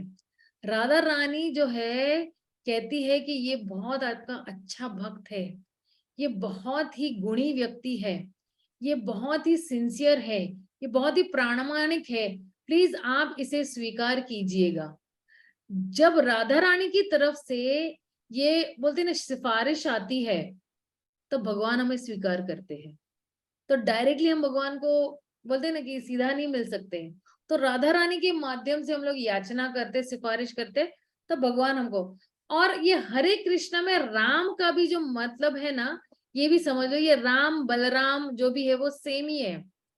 और जितने भी ये है राम है या हरे है, ये सारे भगवान के दास रूप ही है। तो दास के माध्यम से ही हम भगवान को जो है बोलते हैं ना कि हम प्रार्थना करते हैं। इसलिए स्टार्टिंग में क्यों है हम क्षमा याचना करते हैं, हम प्रार्थना करते हैं कि हमें सिफारिश कर दो भगवान की तरफ। और लास्ट में भी हरे हरे क्यों बोलते हैं, हम धन्यवाद देने के लिए बोलते हैं कि थैंक यू वेरी मच कि आपने हमको भगवान से मिला रहे हो, आपकी कृपा से हम भगवान को मिल पाएंगे। इसलिए हरे स्टार्टिंग में भी और हरे लास्ट में भी। ठीक है ना योगिता माता जी? बहुत बहुत धन्यवाद माता जी, आपने बहुत अच्छे से समझाया। या और ये क्लासेस आप अटेंड करते रहो और बहुत सारी इन्फॉर्मेशन मिलती जाएगी आपको। जैसे हरे कृष्णा माता जी, प्रणाम। हाँ माता जी। जैसे अपना हरे कृष्णा कृष्णा कृष्णा हरे हरे, हरे राम राम, तो जो बीच में हरे आ रहा है वो भी राधा रानी है, आगे भी राधा रानी, पीछे भी राधा रानी। क्योंकि राधा रानी की बार बार याचना करने से, बार बार प्रार्थना करने से हमें भगवान तक पहुंचने का मार्ग मिल जाएगा। राधा रानी से ही हमें भगवान का मार्ग मिलने का खुल जाता है। वही लास्ट में वो जो है वो यहाँ से आपको लेती है और भगवान के हाथों में सुरक्षिता से मिला देती है। यहाँ से आपका हाथ पकड़ेगी और भगवान से मिलाएगी आपको। तो आगे भी हरे है, पीछे भी हरे, बीच में भी हरे, वो राधा रानी ही है। ठीक है ना माता जी? ओके, धन्यवाद माता जी। माता जी आप कहाँ से हैं? मैं एक्चुअली, अच्छा ठीक है, मैं अपना परिचय देती हूँ। मैं पूना मंदिर से हूँ और पूना मंदिर में कात्रज में एक मंदिर है, श्री श्री राधा वृंदावन चंद्र, और उस मंदिर के बिल्कुल पीछे ही मैं रहती हूँ। और मंदिर में भी काफी सारे प्रोग्राम्स और प्रवचन देते रहती हूँ मैं। और मेरे वहाँ पे 2 प्रवचन ऑलरेडी चल रहे होते हैं हफ्ते में। तो वहाँ पे मैं प्रवचन देती हूँ, ऑनलाइन भी बहुत सारे प्रवचन देती हूँ मैं, अंग्रेजी में भी देती हूँ, हिंदी में भी देती हूँ मैं। तो ये भगवत गीता हम लोग ने अभी शुरू किया है। तो लेकिन जितने भी हमारे फेस्टिवल्स आएंगे, तो फेस्टिवल्स में मैं हमेशा उन कथाओं को, क्योंकि क्या होता है, अभी हम लोग हमारी चेतना जो है उस पर्व के लिए या उस फेस्टिवल के लिए तैयार कर रहे हैं कि उस वाले दिन पे नरसिंह भगवान का जिस दिन जन्म होने वाला है, मैं भगवान से क्या प्रार्थना करूंगी, मैं क्या सेवा करूंगी, क्योंकि हमारा भाव है कि मुझे भगवान को कुछ देना है, भगवान से कुछ लेना वाला भाव नहीं है। तो ये जो है सारी चेतना हम लोग प्रिपेयर करते हैं। जैसे हम किसी यात्रा के लिए जाते तो बहुत सारी चीजें हम लोग तैयारी करते हैं। उसी तरह जब भगवान का फेस्टिवल आता है या किसी की बर्थडे पार्टी भी होती है, आपके खुद की बच्चों की बर्थडे पार्टी होती है, कितनी तैयारी हम लोग करते रहते हैं। उसी तरह हम भी जो है भगवान के आविर्भाव के दिन भगवान हमारे हृदय में आए, भगवान हमारे जीवन में आए, भगवान कृपा बरसाए, हम सेवा करने के माध्यम से जो है हम क्या सेवा करेंगे। तो भगवान के लिए सेवा सबसे अच्छी है कि भगवान का नाम लो। थोड़े हमारे घर में भी क्या क्या सेवाएं कर सकते हैं वो भी हम बता सकते हैं कि भगवान को धूप दीप अगरबत्ती, उस दिन भगवान का जन्मदिन है, कोई तो एक अच्छी सी मीठी आइटम आप भगवान के लिए बना सकते हो और भोग अर्पण कर सकते हो और प्रसाद के रूप में वापस ले सकते हो। तो ये छोटी छोटी चीजें भगवान के जन्मदिन पे आप कर सकते हो, बहुत बड़ी चीजें नहीं। अगर हाँ, मंदिर के अगर आप नजदीक रहते हो तो मंदिर में जाके उस पर्व का जो है वो आनंद उठा सकते हो आप लोग। और मंदिर में जाके थोड़ी कुछ सेवाएं भी है, जैसे देखो सेवा बहुत बड़ी सेवाएं नहीं होनी चाहिए, छोटी भी सेवा कर, जैसे मान लो मंदिर में झाड़ू ही मार लिया, कुछ बर्तन ही धो लिए, तुलसी की परिक्रमा ही कर ली, वो भी एक सेवा ही है। भगवान के कीर्तन में आपने ताली बजा ली, वो भी एक सेवा है। भगवान का अभिषेक देख लिया आपने, वो भी एक सेवा है, आंखों से सेवा हो रही है। भगवान की आपने आरती देख ली, वो भी एक सेवा ही है। और भक्तों के संग में जाके आपने कीर्तन किया, जय जयकार की भगवान की, वो भी एक सेवा ही है। तो मंदिर में आप जाओ या घर में भी होते हो तो पग पग पे आप जो आपकी चेतना क्या है, भगवान की सेवा करना है, तो भगवान की सेवा ही गिनी जाती है। और भगवान की पहली सेवा जो है वो जिह्वा से शुरू होती है। ये जो हम हरे कृष्ण महामंत्र कर रहे हैं, जिह्वा से कर रहे हैं। तो आप देखो हमारी जितनी भी इंद्रियां ना एक ही लाइन में है, चाहे मन हो, नाक हो, मुंह हो, उदर हो, जितने भी हमारी इंद्रियां वो एक लाइन में, वो अपने आप ही कंट्रोल में आ जाती जैसे हम लोग ये हरे कृष्ण महामंत्र का उच्चारण करते हैं। तो तुरंत ही मन बिल्कुल शांत हो जाता है, भगवान हमारे जिंदगी में प्रवेश करते हैं। अब जो है भगवान ने कंट्रोल ले लिया है, भगवान ने कंट्रोल ले लिया है, मतलब भगवान अपने भक्तों के कष्टों के शत्रु है। अब आपको कोई कष्ट, कम से कम जो है मानसिक कष्ट तो नहीं होने वाला है आपको किसी और चीज से, क्योंकि मन ही सारी चीजों का कारण है। तो मन बिल्कुल शांत हो गया। अब देखिए एक और डिफरेंस मैं बताती हूँ, जैसे हम प्राणायाम करते हैं ना तो मन शांत हो जाता है, मन पवित्र नहीं होता है। लेकिन जब हम हरे कृष्ण महामंत्र का उच्चारण करते हैं तो मन पवित्र हो जाता है। मन में जितनी भी दूषित चीजें है, काम है, क्रोध है, मद है, लोभ है, मत्सर है, ईर्ष्या है, ये सारी चीजें जो है धीरे धीरे इनका प्रभाव कम होते जाएगा और आपका मन बिल्कुल साफ हो जाएगा। और उस साफ मन के सिंहासन पे आके कौन विराजमान होंगे? भगवान कृष्ण स्वयं आपके हृदय के सिंहासन पे विराजमान होंगे। क्योंकि देखो मैं अगर आज किसी कहीं जगह पे बैठना चाहती तो मैं साफ जगह पे बैठूंगी ना, किसी गंदी जगह पे नहीं बैठूंगी। तो उसी तरह जैसे ही आपका मन साफ हो जाता है तो भगवान उस साफ मन में आके विराजमान होते हैं। ठीक है ना माता जी? हरे कृष्ण माता जी, कब है आविर्भाव नरसिम्हा? 4 मई को है, इसलिए मैंने थोड़ा 1 हफ्ते पहले शुरू किया था। 4 धन्यवाद मई माता जी। गुरुवार को है। तो और उस दिन आप चाहे तो जो है उपवास कर सकते हो, क्योंकि भगवान का जन्मदिन जो है मंडे एकादशी है ना माता जी? मंडे एकादशी है। लेकिन जो 4 तारीख को भी उपवास रखना है, कोशिश कर सकते हो उपवास रखने के लिए। और शाम को जब है ना चंद्र उदय होता है, तो शाम का एक वो टाइमिंग भी है, तो मैं पोस्ट कर दूंगी। उस टाइमिंग में आप भगवान को कुछ भी अच्छा भोग लगा के वो ग्रहण कर सकते हो। हरे कृष्णा माता जी, ये आप जहाँ रहते हो वहाँ का और ये तेलंगाना का, हैदराबाद का टाइमिंग अलग रहता होगा ना? नहीं नहीं नहीं, जस्ट 2-4 मिनट का है। हैदराबाद का मेरे ख्याल से 5-10 मिनट का है, ज्यादा नहीं है फर्क। Okay okay. हाँ हाँ हाँ। तो लेकिन 7 बजे के बाद आप कभी भी भगवान को भोग लगा के प्रसाद ग्रहण कर सकते हो, ओके, ठीक है ना? मतलब चांद निकलने के बाद ही ऑफर करना है? हाँ हाँ, नहीं नहीं नहीं, चांद निकलने के पहले ही ऑफर कर सकते हो आप, ओके लेकिन ओके। चांद निकलने के बाद ग्रहण करना है फिर। हाँ ठीक। हाँ, ओके ओके। मतलब जैसे अपना एकादशी का फास्टिंग करते हैं माता जी, वैसे ही फास्टिंग करना है नरसिम्हा के लिए भी? हालांकि निर्जल करना होता है, बिल्कुल पानी भी नहीं पी सकते, लेकिन किसी को अगर मेडिकल प्रॉब्लम है या कोई हाँ। दवाई ले रहे हैं तो फल फूल एकादशी प्रसाद खा के भी कर सकते हो।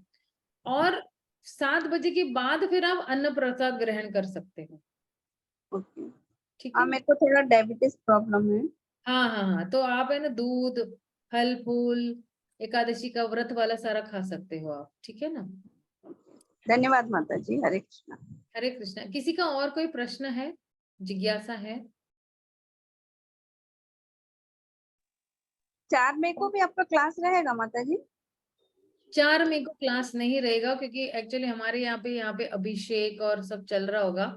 तो लेकिन अगला जो 5 मई है ना, उस वाले दिन भी मैं कथा देने वाली हूँ, इसी की शेष भाग में इसकी कथा देने वाली हूँ। उस दिन मेरे को नरसिम्हा आरती गाने के लिए मौका दीजिएगा। जरूर जरूर जरूर, sure sure sure, okay starting में ही आप नरसिंह आरती गाना। ओके, धन्यवाद माता जी, हरे कृष्णा। हरे कृष्णा। और किसी का कोई प्रश्न है? अंजना माता जी का कोई प्रश्न है मेरे ख्याल से, हाँ।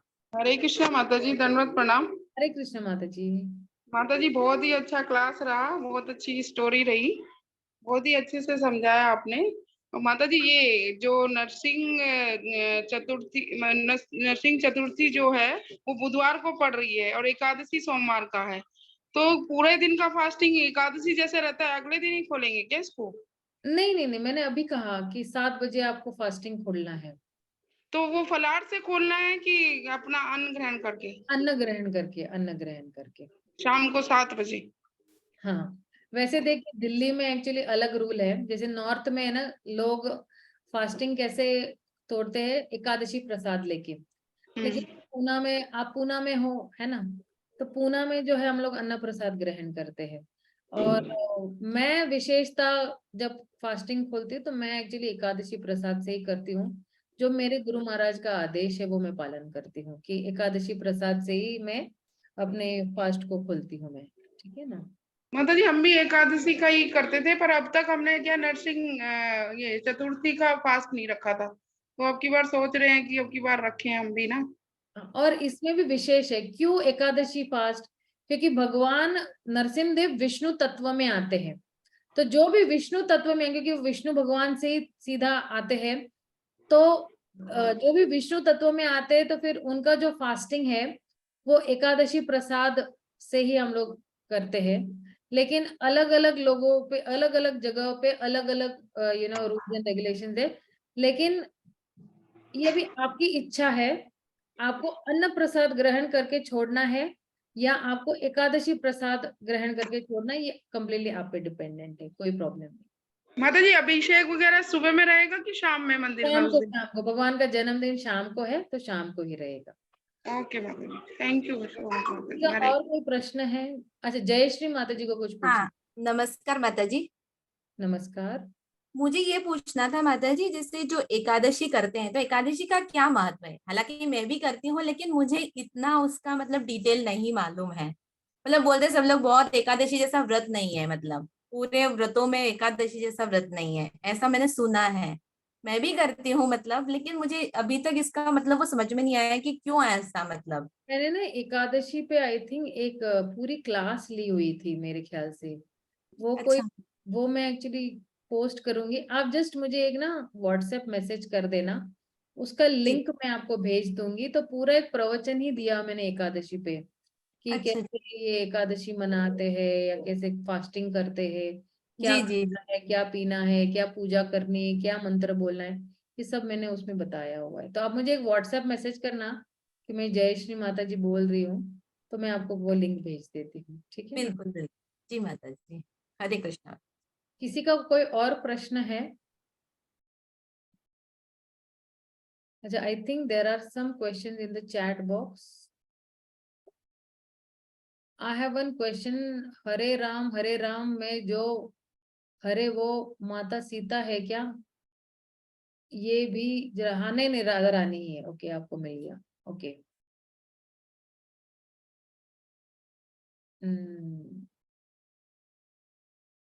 इंद्रायणी माता जी वेलकम, आप सुनते रहना अगले फ्राइडे को भी। Okay, so I think these are the questions, मैंने आंसर कर लिए बहुत हरे सारे। कृष्ण माता जी। when is Ekadashi? स्वाति, हाँ, Ekadashi Monday mata ji, on Monday Narasimha Chaturdashi is on 4th. 4th। हाँ, थैंक यू माता जी। हरे कृष्ण। ठीक है। किसी का और कोई प्रश्न है? Any more questions on this? Juhi का कोई प्रश्न था, मेरे ख्याल से जूही ने कुछ अनम्यूट किया था। मेरा क्वेश्चन ये था कि जो हरे राम हम जो बोलते हैं उसमें जो हरे है वो माता सीता के उसके लिए बोलते हैं, लेकिन आपने इसका जवाब दे दिया कि वो राधा रानी है। Yes yes yes yes. और जूही माता जी, आप कहाँ से हो वैसे? मैं गुरुग्राम। अच्छा, गुरुग्राम से हो। ओके ओके, तो आप शांति देवी दासी को अच्छी तरह से जानते हो। ओके, नहीं, मैं नहीं जानती, मैं जस्ट अभी न्यू। गुरुग्राम में ही शांति देवी दासी। मैं सुधा माता को जानती हूँ। अच्छा अच्छा, सुधा माता जी, ठीक है ठीक है।